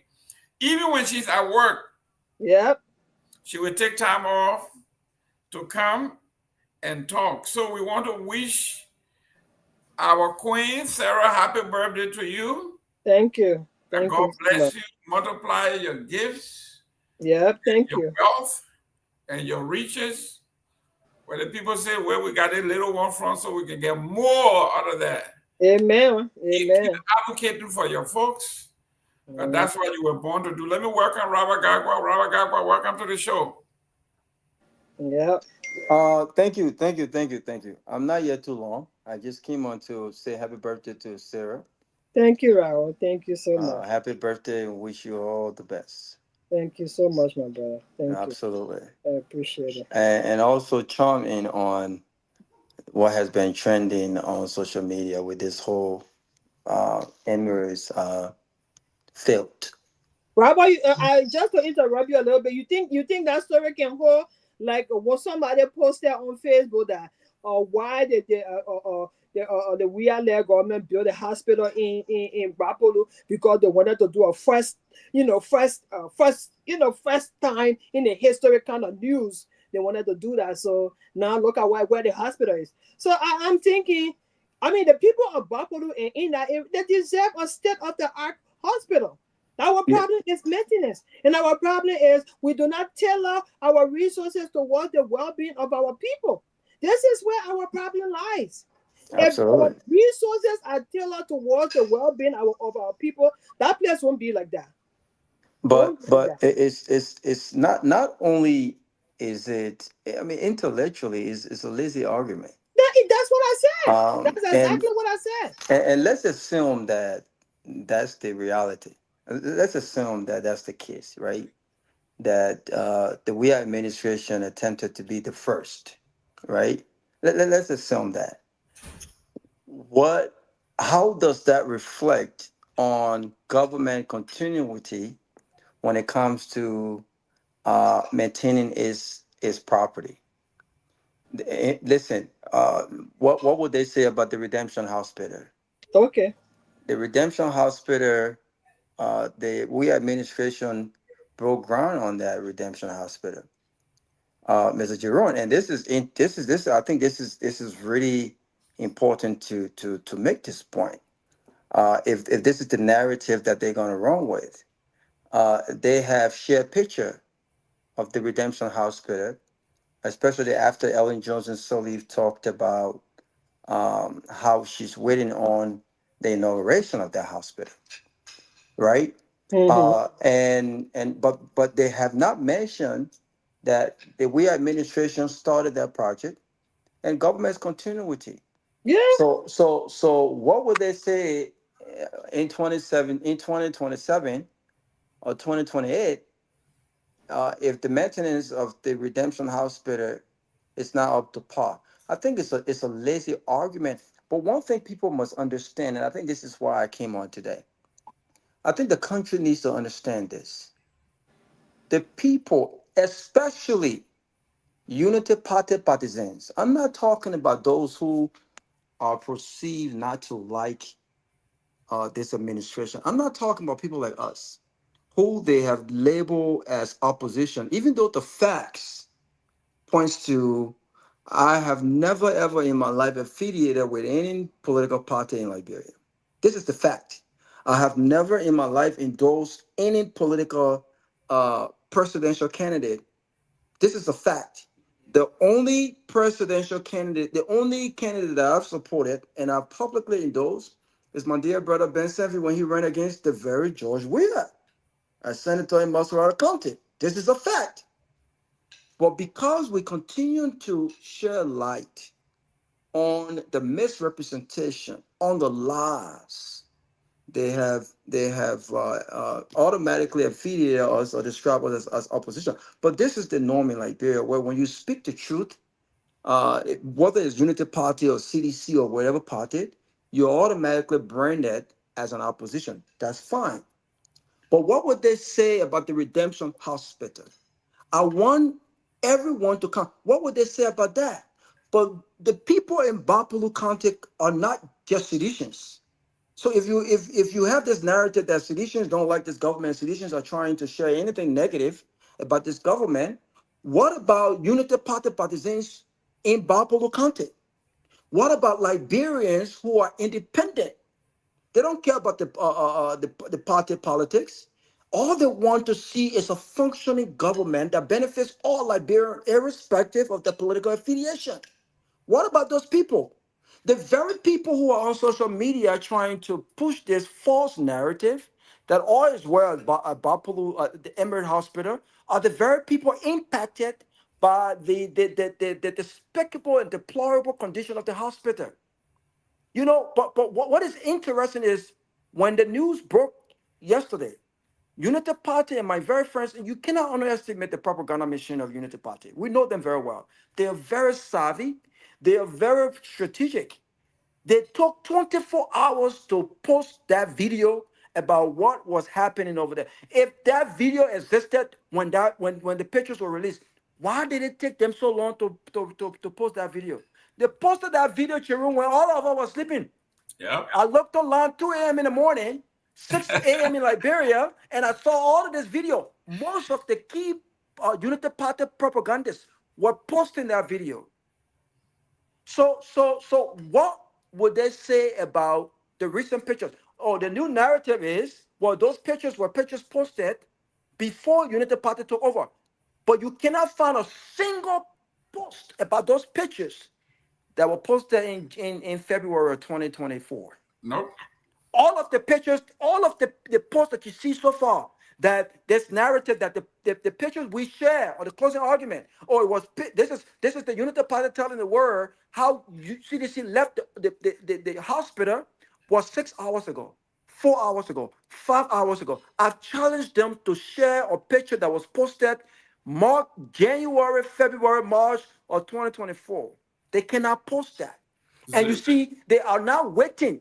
No one has posted. Maybe when we go to sleep now and wake up in the morning tomorrow morning, they will have sent folks to clean the bathroom, to change the pillows, to change the bed. Yeah. And then they're gonna share update. That's good. And to pin the place. That's good. If our advocacy and the truth make these guys so mad to do the right thing, then so be it. This is the argument I made the last time. If the fact that you were bullied push you now to build headquarters in all 15 counties when you should be putting food on tables of the hungry, if this bully of a party headquarters have pushed you to purchase a $2-something million headquarters now that you could not even pay rent a few months ago, if that will push you to do the right thing, so be it. Yeah. But what you're not going to do under our watch, and the country must understand this, and everyone under my voice right now in Liberia must understand this. You would not bully us. You would not lie to us, because you can lie to a few people. The country is so gullible. Every small information they put out there, everybody wants to back.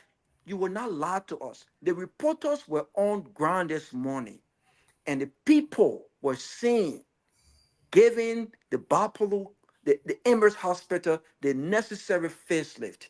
The video they posted was very deceptive. They showed what they wanted to show. But when it came to showing all of the different areas inside of the buildings, they don't want to show that. And if these guys had any other video to prove otherwise, we would have seen it by now. Of course. So listen, my people, this is not politics. This is about our country. The homes of our politicians, their bathrooms don't look like that. We are paying for their securities in the budget. We are paying for the cooks in the budget. So if we can pay for the security and the cooks and the maid of our lawmakers and our all of these guys, even though we are paying them so much more, why can they not hire a Liberian, pay them $200 on a monthly basis to upkeep these different government buildings? And I'll close on it, because I'm about to go. I'm sorry, Dr. Peabody. If you are so concerned about government properties, if you cannot maintain government properties that are under your control right now, why are you so concerned about the City of Hope? Let's assume government money was used for the City of Hope. That property is functional. The First Lady is running that property. Young Liberian girls, underprivileged girls are benefiting from that property. If you find any other information to prove that government money was used, and you want to get that, so go ahead. But we know the facts. But let's assume that property is used and government property. If you cannot maintain all of the government hospitals in Basso, in all of the different counties in Monrovia, if you cannot even maintain the University of Liberia, look at how deplorable that building looks. If you cannot maintain that, what is your business with maintenance? Is a big deal. What do you want to do with City of Hope if you cannot maintain the government properties under your control right now? So what is the concern with City of Hope? So listen, Unity Party must get its act together. You can fool a few of the people, but you're not going to fool all of us. You're not going to play with our intelligence. Because if you try it, we will push back. And the truth will always prevail. This is the closing argument, and we are here to stay. Thank you. Thank you, Raul. That was the great Raul Garguah telling you, don't try it. Don't even try it. We are too intelligent, we're too strong, we're too black for you to come out here and lie to us. If you're not prepared, don't show up. They see when they can go see the projects in the middle of the night and they see the video. Doc, this but why the men are not sharing video of the inside of the building? Why they can't go? If they had the video, they would have shared it by now. It's been almost 8 hours. They don't have it. They don't have it.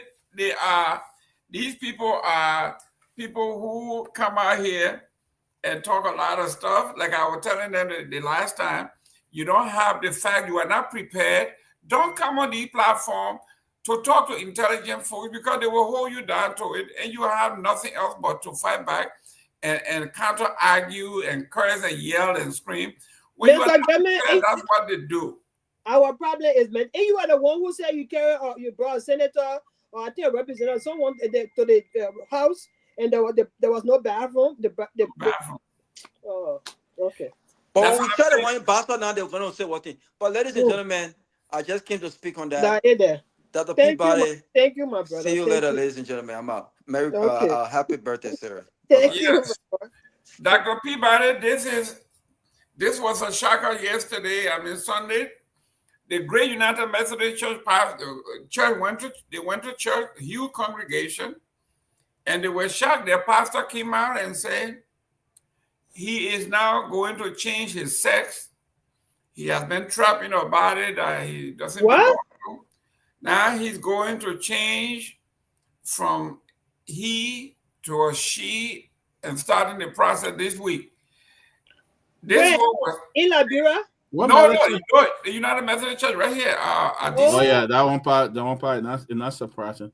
They're really not surprising. I mean, they have law. The law have been passed.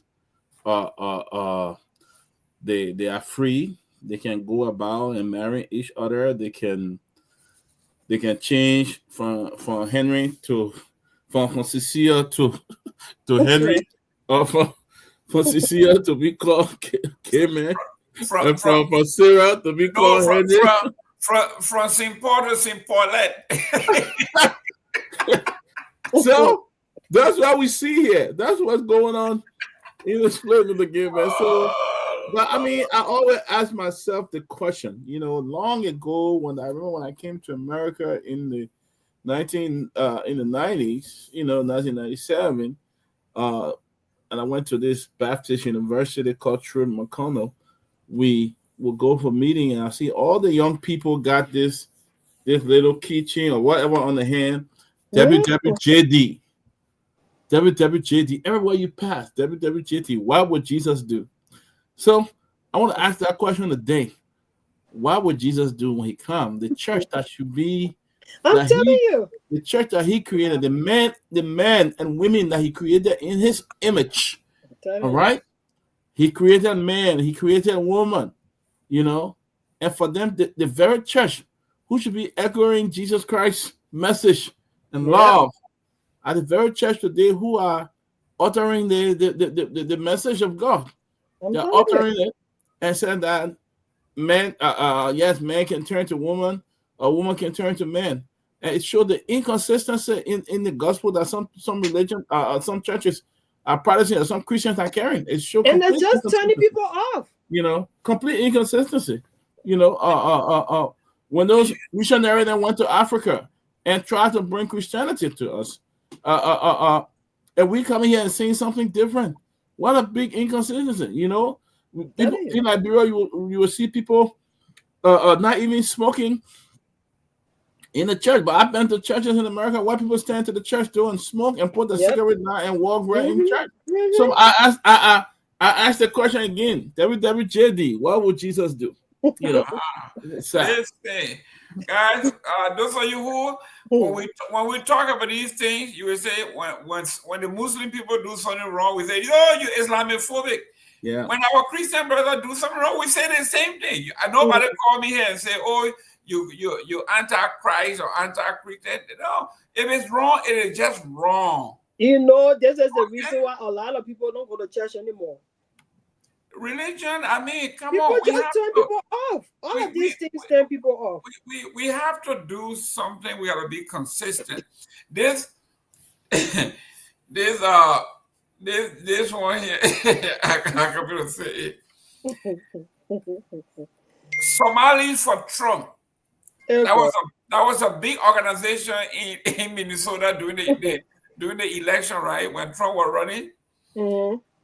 They pulled themselves together and said, Somali for Trump. Mm-hmm.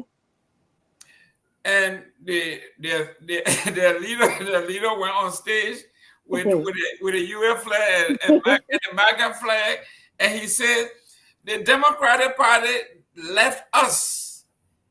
Okay. So the left us, so we are going right. We are going to vote for Trump. Mm-hmm. Voting for Trump means we need soldiers, boots on the ground. Voting for Trump without the soldiers is like giving Trump an F. We have to go out there and bring total victory. Dr. Peabody, today in the White House, Trump said, all of these people were sending back to hell where they came from. Trump said, back? So they send them back to hell where they keep from. Somalia is a hell. They all need to go back to hell. Yeah. They come to our country. After the people really voting for him? Yeah, after they come over here, instead of that appreciating who we are, they are just bitching all day. They're complaining. Yeah. Then they turn around stealing our money and sending it back. We got to send them all back. So Michael Padmo posted to the leader of the Somali for Trump. What you're saying now? Yep. Trump is an equal opportunity offender. He doesn't care who you are. He offend black people, white people. Get out on your right hand, a different thing. Listen, he will offend black people, white people, and he doesn't care, whatever comes of mind. But there's a big corruption fraud thing going on in Liberia that was just unearthed. Payroll fraud allegation, Sheikh Nico, NRCOL, as leaked letter reaches President Walker, administration denied wrongdoing, insists hiring process follow legal procedure. The National Insurance Corporation of Liberia, NICO, has been thrown into controversy following circulation of a leaked letter sent to President Joseph Walker alleging payroll fraud, tribalism, internal conflict, and a widening power struggle within the state-owned entity. The communication purportedly written by an employee identified as Rick Mark James accused Deputy Managing Director Abdullah S. Soare of orchestrating internal strife, manipulating the employment process to undermine the corporation's suspended manager director Notu Japa. In the letter titled Breach of Employment Policy, the writer claims that Nico has descended into chaos since July 2024, when Soiree allegedly incited people to stage or strike action against his own administration in an effort to bring down the managing director, Notu Japa, with alleged support from board members Asumana Sange Jala. Since Mr. Japa was suspended, Nico has turned into a place of war and not a place of peace anymore, the letter states. Further arguing that President Waka to act fast and save this entity from witch hunt, tribalism, etc. Wow. The communication also suggests widespread payroll manipulation malpractice, alleging that individuals were hired illegally and placed on the payroll without adherence to employment procedure. According to him, at least 5 individuals were reportedly placed on Nico's payroll without ongoing civil service agency vetting processes. He says fuel suspicion and heightened internal tension. He alleged that acting managing director Abdullah S. Soiree, human resources manager Vase S. Kone, and acting board chair Asumana Sange Jala may have been involved in manipulating, padding, and altering the corporation's CSA payroll between October and December 2025. Whoa, this is major. There, the kind of names you call over there seem like a lot of them from Lofa. Yes, that's what they are saying. So that's why they're fighting among themselves, and this is why the president should. Yes, go ahead. Sorry. Go ahead. Sorry. No, I'm saying this is why the president should diversify, his employment, to these various places. And makes the thing, you can have total local people in one place. That's going to be a problem. You got one crewman there, you got one bassa man, you got one bar man, mix it up. But you have all the Lofians in one place, going to be a problem. I think I'm sensing that's where the problem is coming from. And the corruption as well, manipulation of, other names coming out. Fake pro. The same thing they criticize the other government for, same thing they're doing here. It's just a continuation of the same old Tabata, No, Sarah. You know what I see Mr. Gayman is that somebody just trying to run Notu Japa part of the case. That's all. They're just trying to promote him and see whether they can reconsider him or bring him back. The problem here is most of those government that Notu the one was dismissed. Notu Japa was dismissed. Oh, okay. So that the same people, all of them the same. The thing is, some of these guys in the corporation, they go there and they can't work together. Liberia has a serious problem working together. We saw the same thing happen at the EPA. Not the EPA, but yes, I think the Drug Enforcement Agency.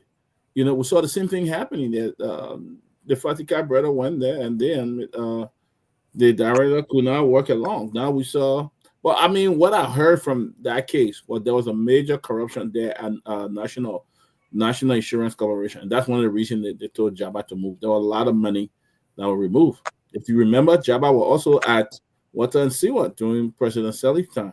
And President Seleke had to fire him from there as well. So it appeared that there's a pattern here when it comes to his attitude. It appeared there's a pattern when it comes to corruption. So whoever doing what they're doing, I mean, these are just greedy people. You take greedy people and put them in key position, you know what it would do? Nobody ever come close to them. They will fight each other. They will never learn how to work together because they want to steal and be on top. That's all. Very strange people.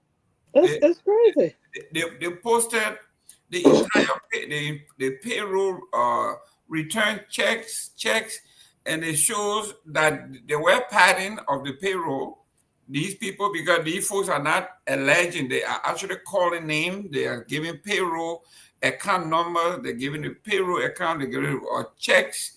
They give it. They put everything is in the paper. So even if they're doing it for Japa, it seems that they have. We can't argue the numbers. I mean, the facts are here. But overall, Mr. Gayman, overall, that place is corrupt. Most of the people go there, they're very corrupt. So it's no doubt that they're stealing money on top. And so, but how did they bypass the CSA though? Oh, man. And then they got checks and all of that. A lot of things happening in that country. Listen, the people can leak. You know, they go to Front Page Africa. Somebody who is with inside printed the whole payroll from September to December of this year. More recent, this month. Okay, and they printed all the checks, and these people they are talking about. Front Page Africa have checked, and these people did not go through the vetting process. They didn't go through. They just put them on the payroll. Yep. Wow. And apparently, when they're not even on the payroll, they're getting that money. They're getting the check for them. You know, they go collect the check and bring it to them, and they give them some, and they take the rest. I mean, that's how bad it is.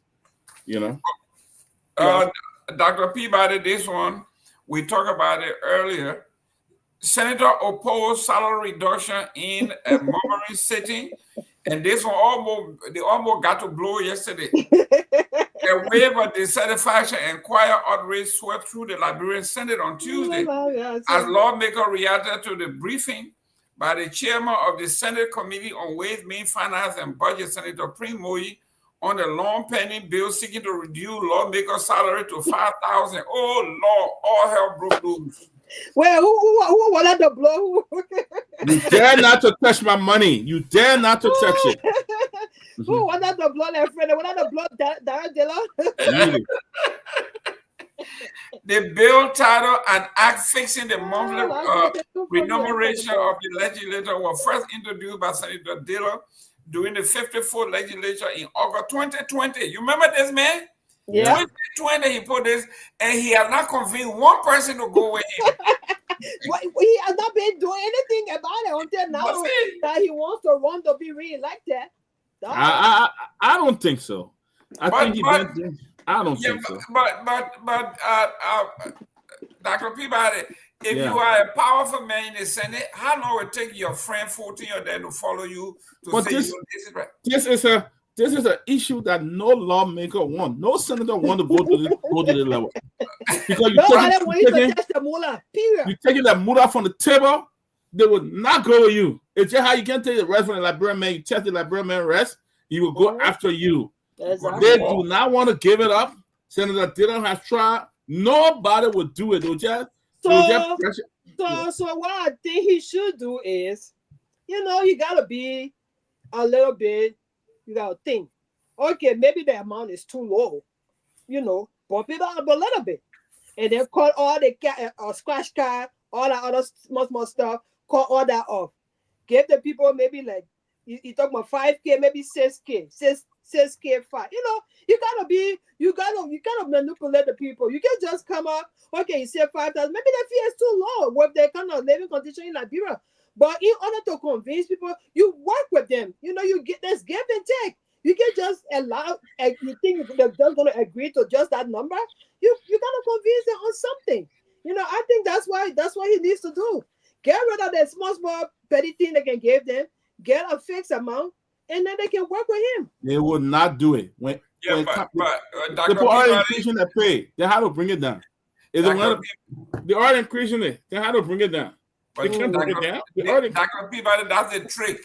If I come over there and say, Sarah, if you jump from the third floor and you land on the ground on your feet and nothing happen to you, I will give you my house. No, it's not going to happen. That's what Dillon is doing. Listen, you see this woman that we have on here? This woman, she was the only Democrat in a Republican House. And she was able to convince people to bring home $100 million. Yeah, the thing is you have to give and take. You can be. You have to work with other folks. If you cannot get at least, Dillon have not come here to tell us, listen, we are 5 votes short or 3 votes short. He ain't got none. He's the only man. We see that happening all the time. It has to do with money. Those senators will not, never, ever. That's the people how they don't get elected. And you convince the Liberian people. That's correct. When he went through the Liberian people, he went left and breath from. You see that house? I mean, if they cannot agree, what do you expect him to do? They will not do it. The same people. He can go through the same Liberian people. Well, that's how you go through them. He can tell the people. He can tell the Liberian people, say, okay, I'm behind the senators or the representative for us to bring our salary down. They don't want to agree. I can work with them for us to come up with maybe 6,000 or 7,000. If they say no, call your representative and talk to them about it. The people need to call the people. Yeah, but Sarah, I think Gemma Beauregard, she has a point here. This was in the referendum that Dylan fought hard to kill. The salary reduction was in the referendum. He killed it. And not only that, but Dr. Peabody, this particular budget, Joseph Boyka is doing his part. He said they should cut it down to 8,000. Okay? There you go. There you go. Joseph Boyka is saying 8,000. Okay. Okay. Our homeboy Dylan is saying 5,000. So Dylan now should come and say, you know what, we can compromise between 5 and 8. Thank you. Let's go to 6. You gotta come with a compromise. Yeah, compromise. Mr. President, we can't do 8, but we can do 7, or we can do 6.5. Right. You can't just leave it there like that. Or if they do 8, then they'll not get their scratch card. They'll not get the other small benefits they give them in addition to what they're getting. Because all of this money. I think in all fairness, I think Senator Dillon have done his part. He's done well. He have brought this thing back and forth. It doesn't appear to be faking. It doesn't appear that he's been very consistent with this from day one. The fact is, you will not get any senator. I don't care how he does it, how he go to the Liberian people. No senator with Johnson or Dillon, because this thing has to do with the money and the grief. So I mean, if he keep fighting and fighting, it's not going to work unless the executive and others step in, or the president pro tem step in and say, "Hey, we got to do this." Let the president pro tem bring it up and say, "Hey, we got to do it." But in all fairness, Senator Dillon has played his role, and he has been very, very straight on this and consistent with this. But the Liberian, the senator will not do it. In fact, they already carried the money up in our budget. If you look at our budget, the money went up. They added it up. Sarah, I disagree with Dr. Peabody. I think it's a massive solidarity thing here. Massive solidarity. Yeah, massive solidarity. But Mr. Gayman, did you read about that issue with the case that's going on at the Temple of Justice? I mean, at the courthouse about the arson case involving today that the judge had to kick out somebody due to trying to bring in AI generated technology and thing into it. I read it in the front page. So they bring an AI generated technology to decide the case? They produce evidence, yeah. The folks are crazy over here. They want guys say George Willie removal of CDC affiliated juror triggers constitutional outcry. Denied bid to add. This one was huge. But everybody in Liberia belonged and supported some political party, including the judge himself. So what are you going to do? You're going to say, George, listen, you supported, who did you vote for? Say you voted for George Weah, you out of here, say you voted for. I think it should be based on the merit. They say Criminal Code A, George Roosevelt Willie, on Tuesday ignited a sharp legal and constitutional debate after removing a seated juror solely because she is a member of the opposition Congress for Democratic Change. A decision lawyers say has no basis in law and raises concern over judicial impartiality. The juror, who had already been cleared by both the defense and the prosecution during the proceeding, was struck from the panel despite explicit constitutional probation. The judge, though, Article 17 of the Liberian Constitution guarantees every citizen the right to freely associate with any political party, and political affiliation is not listed among statutory grounds for juror disqualification. Adding to the controversy, Monserrato County attorney had earlier acknowledged on the court record that the prosecution was fully aware that the juror was a CDC member.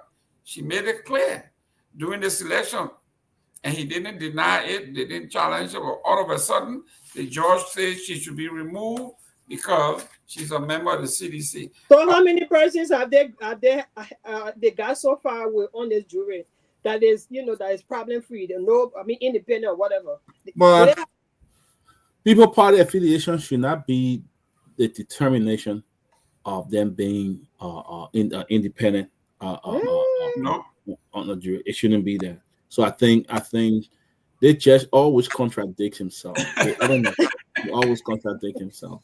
This judge, the Roosevelt William always contradicts himself. So I mean, I just hope, because today again, I think in the same front page, in front page, they did talk about he kicking out some technical guy that were brought in by the state, to present evidence. So who does he want? He wants somebody who is not United Party, who is not, because the case is a political case. Almost even the baby that is born knows about that case. So how is he going to get his jury?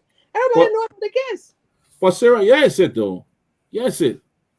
If you are only basing it on that these people were part of a CDC or voted for CDC, that way you can make them juror, then you need to accuse yourself from the case.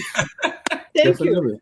He didn't accuse himself from the case because that's not law. I mean, in my limited knowledge of law, that is not part of the law. And what needs to be done is those involved, especially the defendant, they got to be very careful, because these are the kind of people who will bring down some stupid judgment on you, and then you be the victim of it. They got to be very careful. Got to be very, very careful. But I mean, this judge, we know he's a handpicked judge from United Party government. Yeah, he's handpicked. The Supreme Court Chief Justice, another handpicked. So then how are they going to prosecute this case? Because they keep dropping people, adding people, dropping people. At what point do they end this case? Because there is no case. They want to find people who agree with them, and all of them can say, yes, we reach a verdict. The person is found guilty. That's what they want. It's not going to happen. You see? That's exactly what they want to see happen. You see? It's not going to happen. Look at the front page Africa is reporting here that the judge expels Liberia National Police technician. Okay? That what front page Africa reporting. He not expelled the juror, now he expelled the technician. So, but the Kim, I don't know what you see in that case. If you want to read it, I don't know what George Willie. I don't know what is his problem. The guy is all over the place. Every time you see him, we allow people to understand that racism is a crime.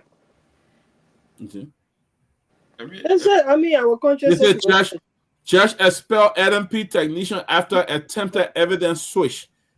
Defense raises alarm over AI manipulation risks. Are you kidding me? Can you imagine? Right here. Then they just throw the whole case, but just be cartoon, then they throw it out, because it's just. Is he an AI expert now? There's a dramatic development in the ongoing arson trial. The presiding judge has ordered the immediate expulsion of sole Liberia National Police technician from the courtroom after they allegedly attempted to switch audio evidence during proceeding. Okay. The incident unfolded while prosecution witness Raphael Wilson was on the stand. According to courtroom account, Wilson instructed the technician to replace or alter the audio file that was being played as evidence. The defense instantly objected, triggering swift intervention from the judge, who immediately. Now, this one here, I agree with the judge. How can you be in the middle? How can you be in the middle of the case? How can you be in the middle of the case and you bring AI that say, that's what I'm saying. They speak for you or something? That's you.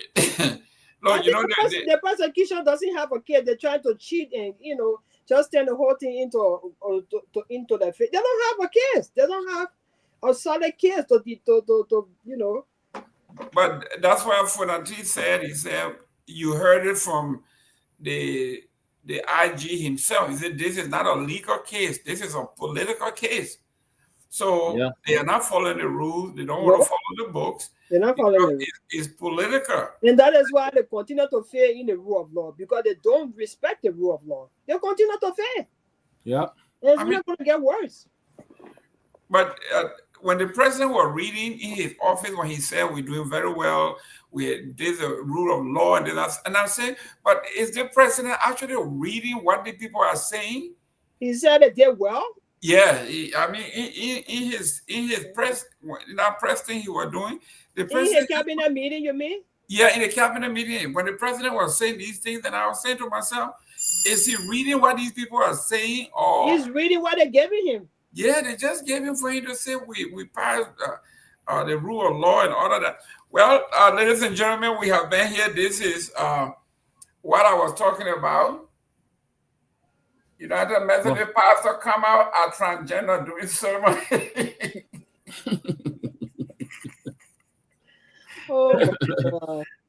I hope we don't lose any United Methodist folks, but that area here is not. Well, from a New Jersey governor, Jim McGreevey, came out one time. That's my homeboy. That was my best hand man until he came out and shocked out of a pretty boy.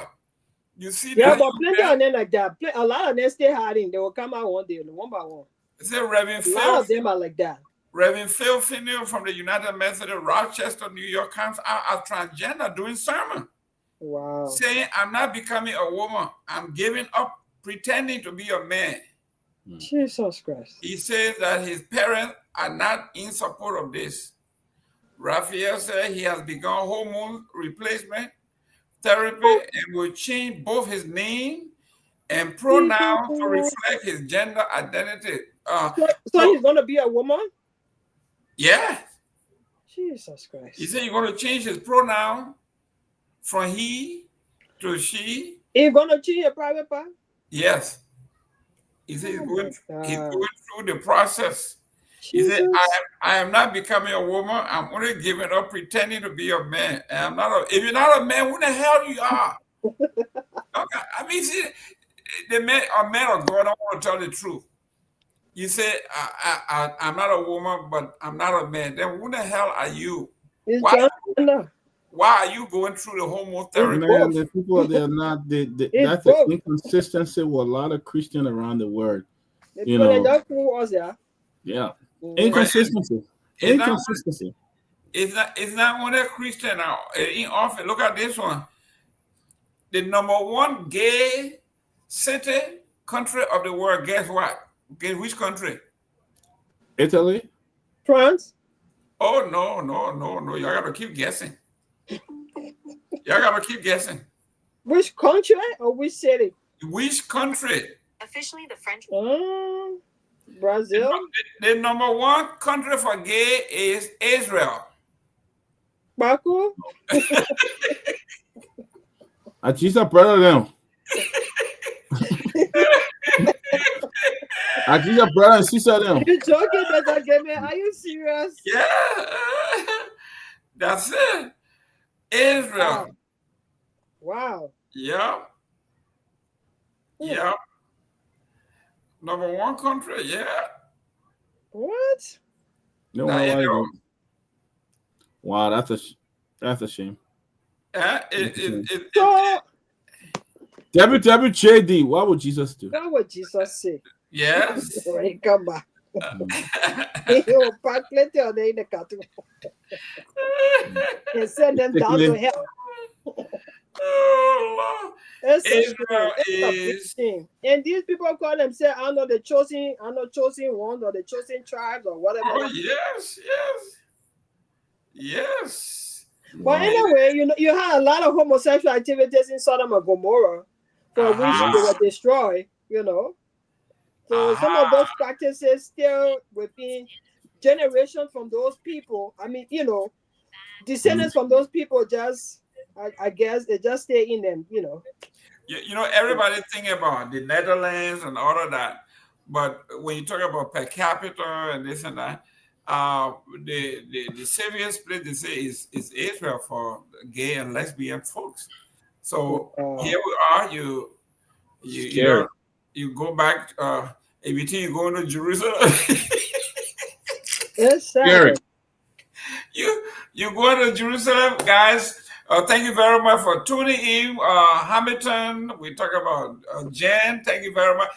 Garguah, sending money to this girl. Please send the money to her. I got no noise become. No. But again, let's before we close, let's talk about our fundraiser. I've been talking about it all day. But let's thank you. Let's end it. We'll be getting out at 7:30. We got 17 minutes, guys. Here we are. We're talking about great news. That story in Wapolo, that hospital, you see that the people taking care of it took our people to go there. Do you know what it takes to leave Monrovia? To go to the last time Johnny was here, Johnny said it took him 10 hours to get to Vanjima. And then when you have to go further to Bapulu, or you have to go through Bomi to go through Bapulu, and you saw what Dr. Peabody was saying, the road from Monrovia to Bomi is a killer. And these young folks do that. They go all over the place to bring you that story. Finally, that story broke. Today, the hospital is being cared for. Hopefully now, I don't care what they cut the grass. They cut the grass. We didn't see the grass. They were just cleaning the mold. That one alone would make the people die to inhale that kind of stuff. So technically, the hospital is not being used at all, I guess. I don't think it's being used. First of all, it's too big. Okay? The hospital is too big. I think 100 rooms is a lot. And it takes a lot of maintenance. If Kamara Connor is listening, start writing all the BB book and do something. When you see Musa Ability out there, he writing and he going on site and doing supervision and managing his money and do. Listen, man, get off your high horse and go to your county, do your county tour.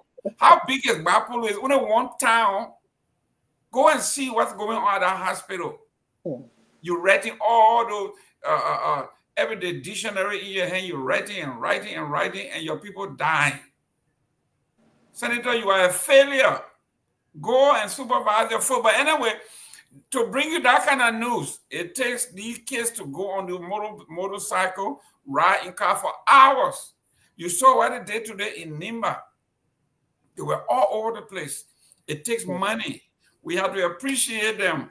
Please, guys, do us a favor and let's give these guys a great Christmas. They got some girls there too now, so not just guys. Yeah. Guys and girls.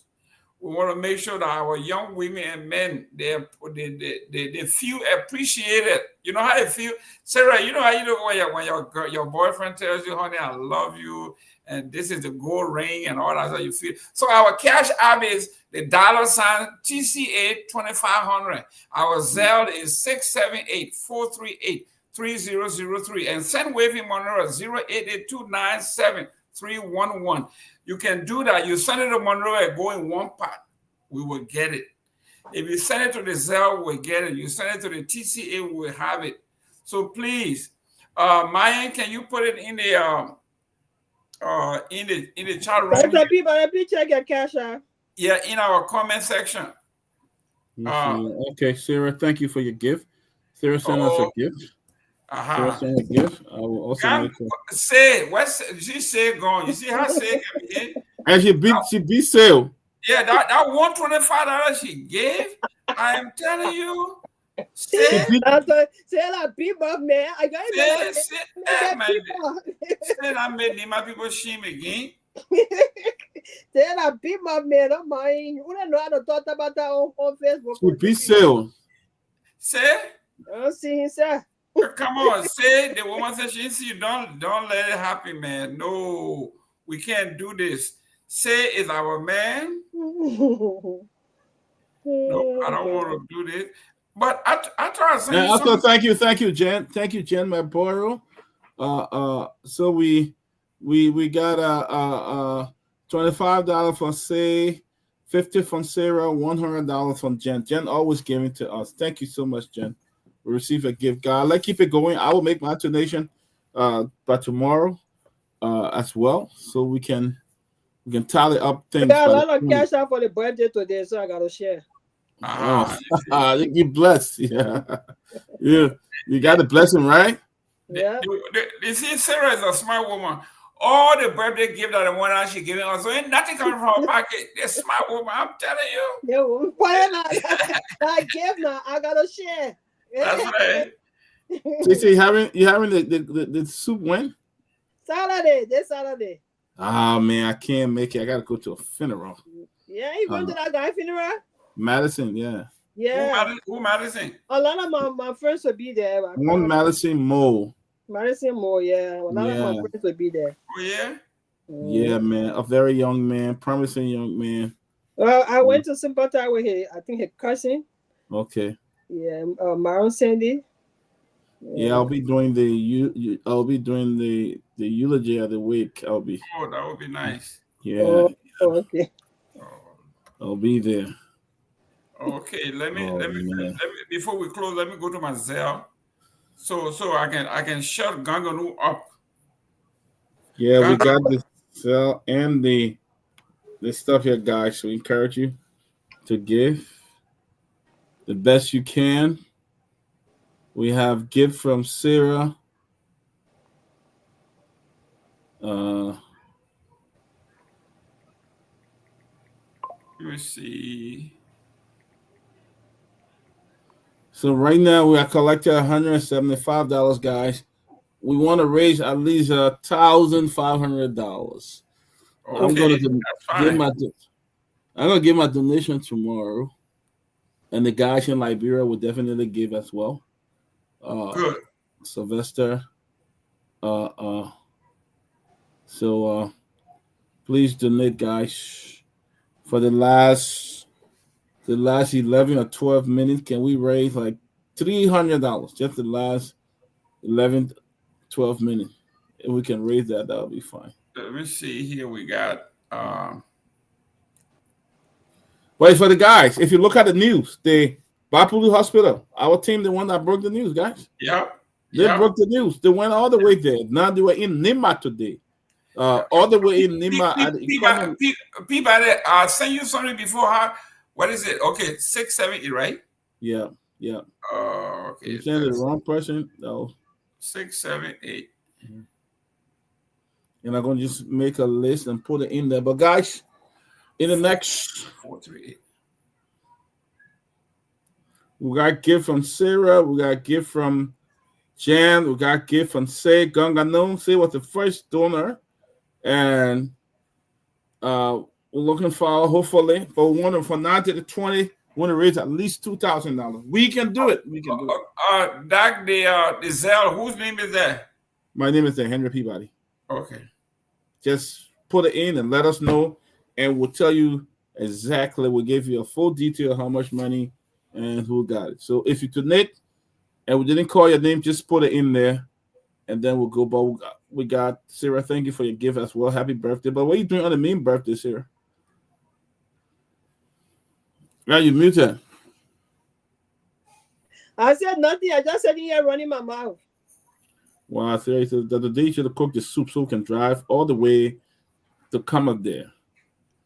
I got certain people that want to celebrate with, so they gotta be there. Oh my goodness. Oh my goodness. I know who it is. Gongloe is coming. Man, you made up people here, man. Gongloe now Jeremiah cool bad boy. Oh. Say, you have the one say about you? Oh, yeah, but the men know that you. Guys, so let's contribute. 10, 20, 25, 50, 60. Guys, come on, let's help out. I just sent my. All right, Mr. Jerome, let me see this. Did I just get something? Yeah, let me see. Oh yeah, I think I got a text message. Yeah, let me see here. Yeah. Don't pay some money. Oh my goodness. There you go. They gave me some $100. Thank you for your contribution. There you go. See, I predicted you already, Mr. Gayman. It's all right. It's all right. So we're at $275. Great. Somebody said a $25. Let's make it $300 so we can go home. Let's make it $300. Y'all make it $300. We ain't going to the we but why we said now you gotta be talking? Yeah, right. We'll make it. If you're watching, we can make it. We're gonna do it all throughout the week, guys. But these folks are doing an excellent job. Remember, the people went to Buchanan. They went to the government hospital in Basel. I know the Basel people don't like us because he went over there and took the picture of the dirty hospital. No light. Yeah, no light, no water. You have to clean up too, Mr. Gayman. Then Tomalin himself went over there on the air and said, "I'm shocked and disappointed. No light, no water, no road, nothing." Yeah. So, but it was Myean that went and did the recording. They showed the women who have just delivered didn't have bed. Some of them slept in the chair. But why the superintendent grabbed some people to go clean that too in Bassa? The new superintendent is doing very well, but how well is very well when the place is dirty? He was just appointed. Most people were disappointed with my own friend, Janji Bape, when he was superintendent. He could have done. He can talk BB English. Yeah, right. But the thing is that most of these guys have never held any managerial position. They were political appointees, so it's kind of tough. The young man who is there now, he's an entrepreneur. He owns a couple of businesses, big businesses, hotels and everything.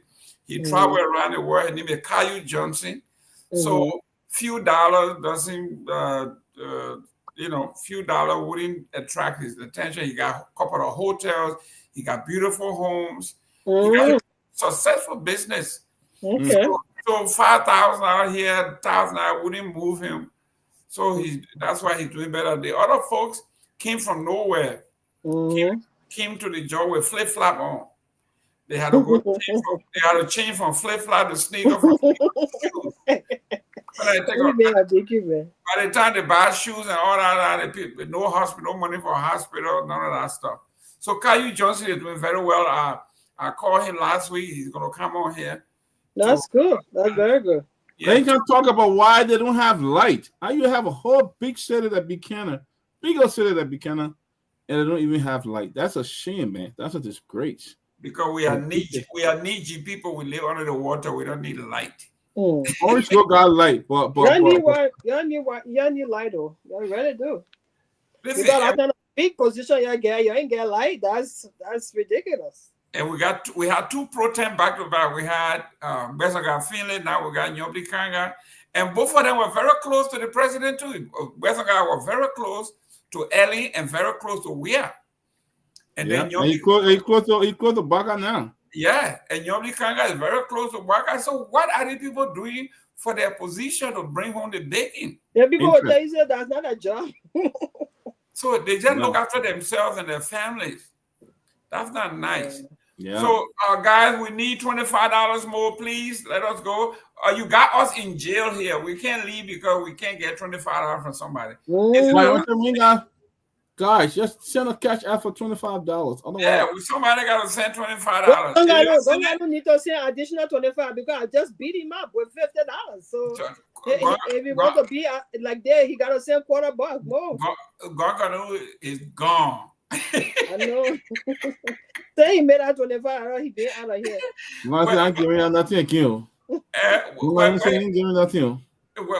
the other guy? Sarah, where's the other guy that always? Jonah.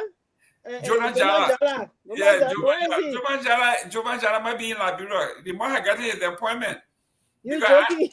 I ain't seen him lately on here a few days now. I see Jonah Jala. Yesterday. I know yesterday. He was here. Okay. Yeah. So I thought he changed his name to say Ganganu.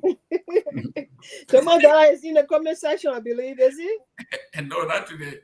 I've not seen him lately. So, guys, listen. We need $25. Joma, say Garguah. Joma always get $200 or $300. Yeah, wow, that's good. Tomalin George say happy birthday to you, Chief. Thank you, sir. Thank you. Yes. Thank you. Listen, we are having a great time with the You know what I noticed today? I noticed my meditations really made me famous on Facebook today. They made me famous. I've never been celebrated like this before. Well, celebrating my birthday. But this all of you guys, and then somebody called me from Liberia singing Battle Cry. I'm like, what? Okay.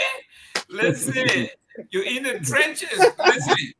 Who doesn't know Sarah Dopoh when it comes to... I was like, what? What a minute. My brother sing Battle Cry? Now, wow, you guys, you made my day. I wanted to talk about your brother, but I won't talk about him today. I'll wait for tomorrow because why came out of River G? Where the guy named the former football player? What's his name?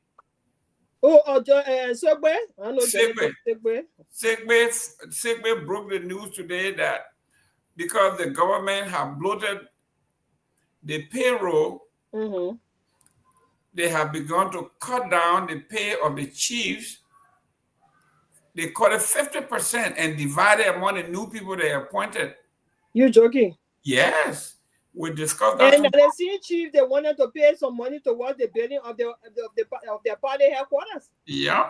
I heard they're charging some of them 20,000 or how many thousand each town chief supposed to pay that money towards the party. Can you imagine that? Exploiting the very people you came to serve? But why appoint all of these people when you don't have the space? Ridiculous, man.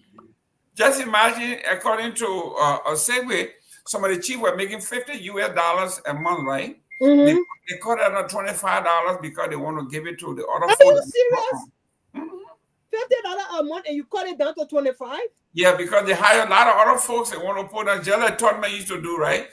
Get everybody $10 each, and how you call that SRO? They were the state reporter, everybody keeping an eye on. United Party government really incorrect. But they make him from the Torgbean era now, so he know how it's supposed to be. You put everybody on the payroll, even if you get them $10, if they come to them every year, every month, they will appreciate it. And that's what he's doing. Why would you do stuff like what 25 I can do for the people inside before you come to come? What 50 I can do for them before you breaking it down to 25? It's just then you wanted to contribute towards your party headquarters. Well, that's why the program, I understand, what Porty attended in Nima. We discussed it yesterday. It was terrible. We have pictorial, we have videos. There were more government officials from Monrovia than people from Nima itself, and it made a big news. Front page Africa was there. Even Martin Colley reported on it. The Liberia investigator reported on it. They sent pictures. It was embarrassing. They said the GB was just setting a flat people. All the food they were getting ready for the big pageantry, and nobody showed the food. Nobody would eat it, and when the government officials are hugging each other, giving each other high five for what nobody knows. Okay, Sarah, your party comments so we can go. We'll let you go. Great show. I want to say thank you to the TCA. I want to say thank you to the guys in the comment section, all my followers and my friends, loved ones, you name it, my enemy. Everybody told me happy birthday, even the United Party people. So I just want to say thank you to you guys. You made my day. We are all Liberians. We are not enemies. We might be on different sides of the aisle, but we all mean well for Liberia. This is why we come here every day to talk about our country so that things can be better for our people. Okay, so I want to say thank you. It was a great show, and thanks to the TCA for shining the light on the Emory Hospital. At least something was done about it. I hope they can pin around that place, move all that rust from in there, and clean up that place. Even if they're not using it, clean up the place.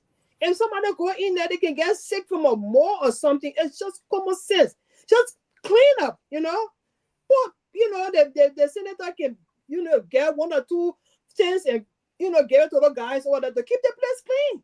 I don't think it's gonna cost him much. It's not gonna hurt his budget, So I just want to say thank you, and thank you to the honorable senator for doing that, at least getting the people to clean the place. And I hope they can do more than that and make that place useful. They say it wasn't the senator. It was the community people. After they saw us, they saw it on PCA. Okay. Yeah, so then let me say kudos to them. But let me say kudos to them. I mean, because they deserve that praise. I want to say kudos to them. They deserve that praise. Thank you so much. Great show. Dr. Peabody, take us out. Okay, man, I want to see how to listen. I want to listen.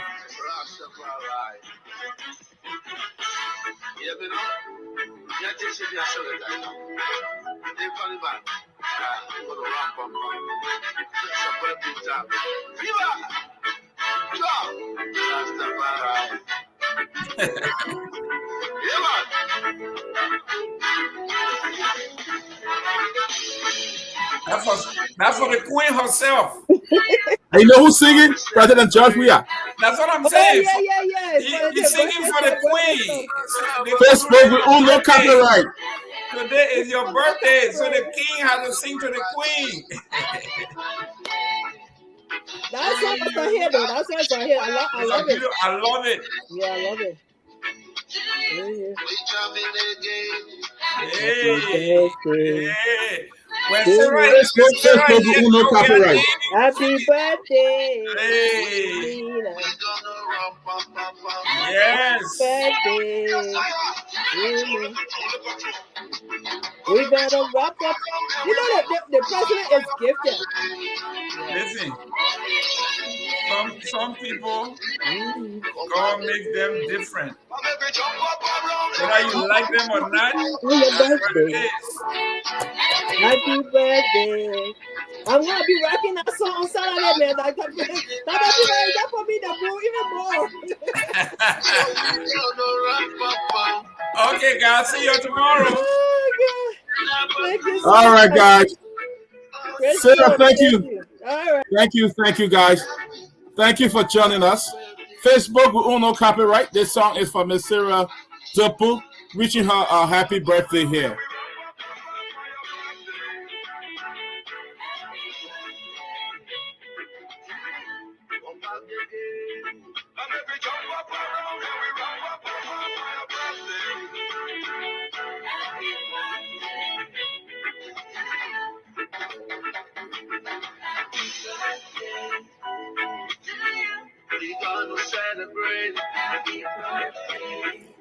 Facebook, we own no copyright to this song. This is a special birthday treat to Miss Sarah Dopoh of the Closing Acumen.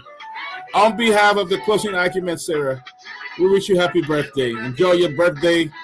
God bless you. The sound of President George Manen Weah singing happy birthday song.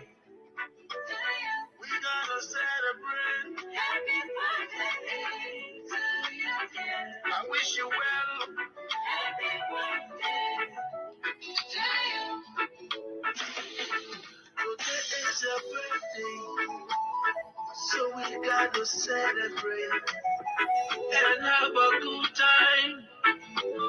Oh, that's the fun. We're living a fearful, wish you a fabulous and a glorious birthday. Yeah, man, let me know. Happy birthday to you. Happy birthday to Miss Sarah Dopoh of the Closing Acumen, one of our trusted panelists here. So, guys, join me in wishing on behalf of the Closing Acumen and wishing Miss Dopoh a happy birthday. Wish you happy birthday, Sarah, and may God bless you. May God keep you.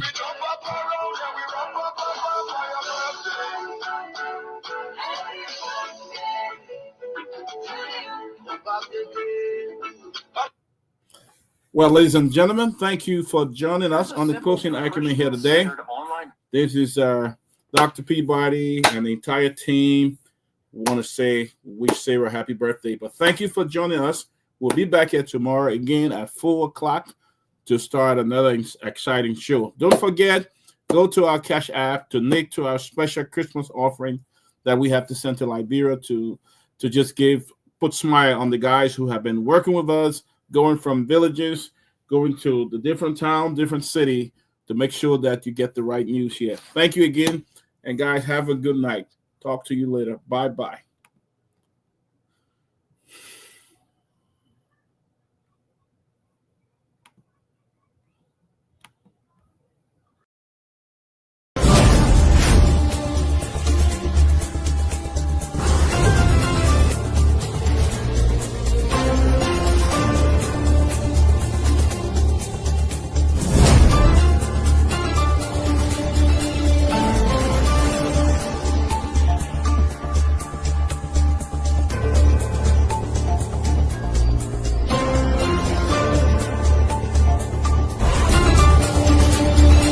But listen to, did you hear the press conference of Jerome Gayman, the IG? He did say that this is a highly political case, did he not?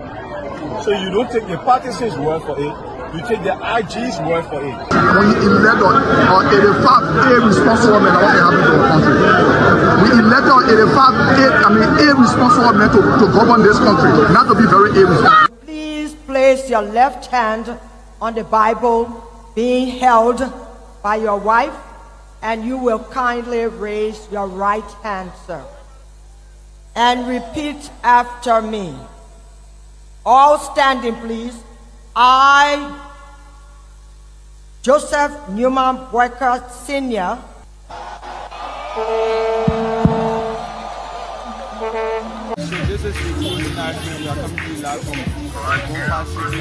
no secret now that your friend and former boss will be a candidate in 2029. With all of that you experience, all of that you know, and everything that you see unfolding in the country now, will you support him? Will you be part of the process? Will you give him the support? Do you think he can be a better president? So why you want to bring political Benin in it now? Oh, but you political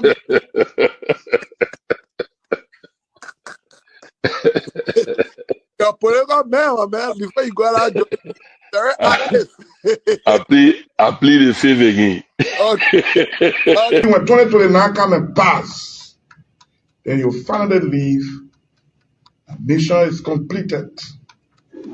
Now, what the rules of engagement? When the war ended, the guy said, the captain, the commander said, mission complete. There wounded out first. All men on board. So, this riot situation when it comes across it, because many times you notice that If Charles Taylor is the problem, he will be out of here in the twinkle of an eye. And I say, let well-meaning Liberians come home. If we respect this constitution, a government formed in Accra is a violation of Article 1 of the Constitution. Let them come home. Let that government be formed in Monrovia. On the broadcast administration, we want to give the government like Pewee an ultimatum of 72 hours to provide a living ballot of the chairman of the Student Unification Party, or else there will be a catastrophic pneumonia in the Republic of Liberia.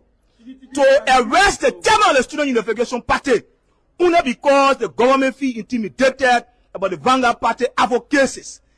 The government got capital road, small, road, B road, all kinds of place. I think the reason Joseph Baka will not do much because the old man, the papa is suffering. The papa loves the country, but he can't make it.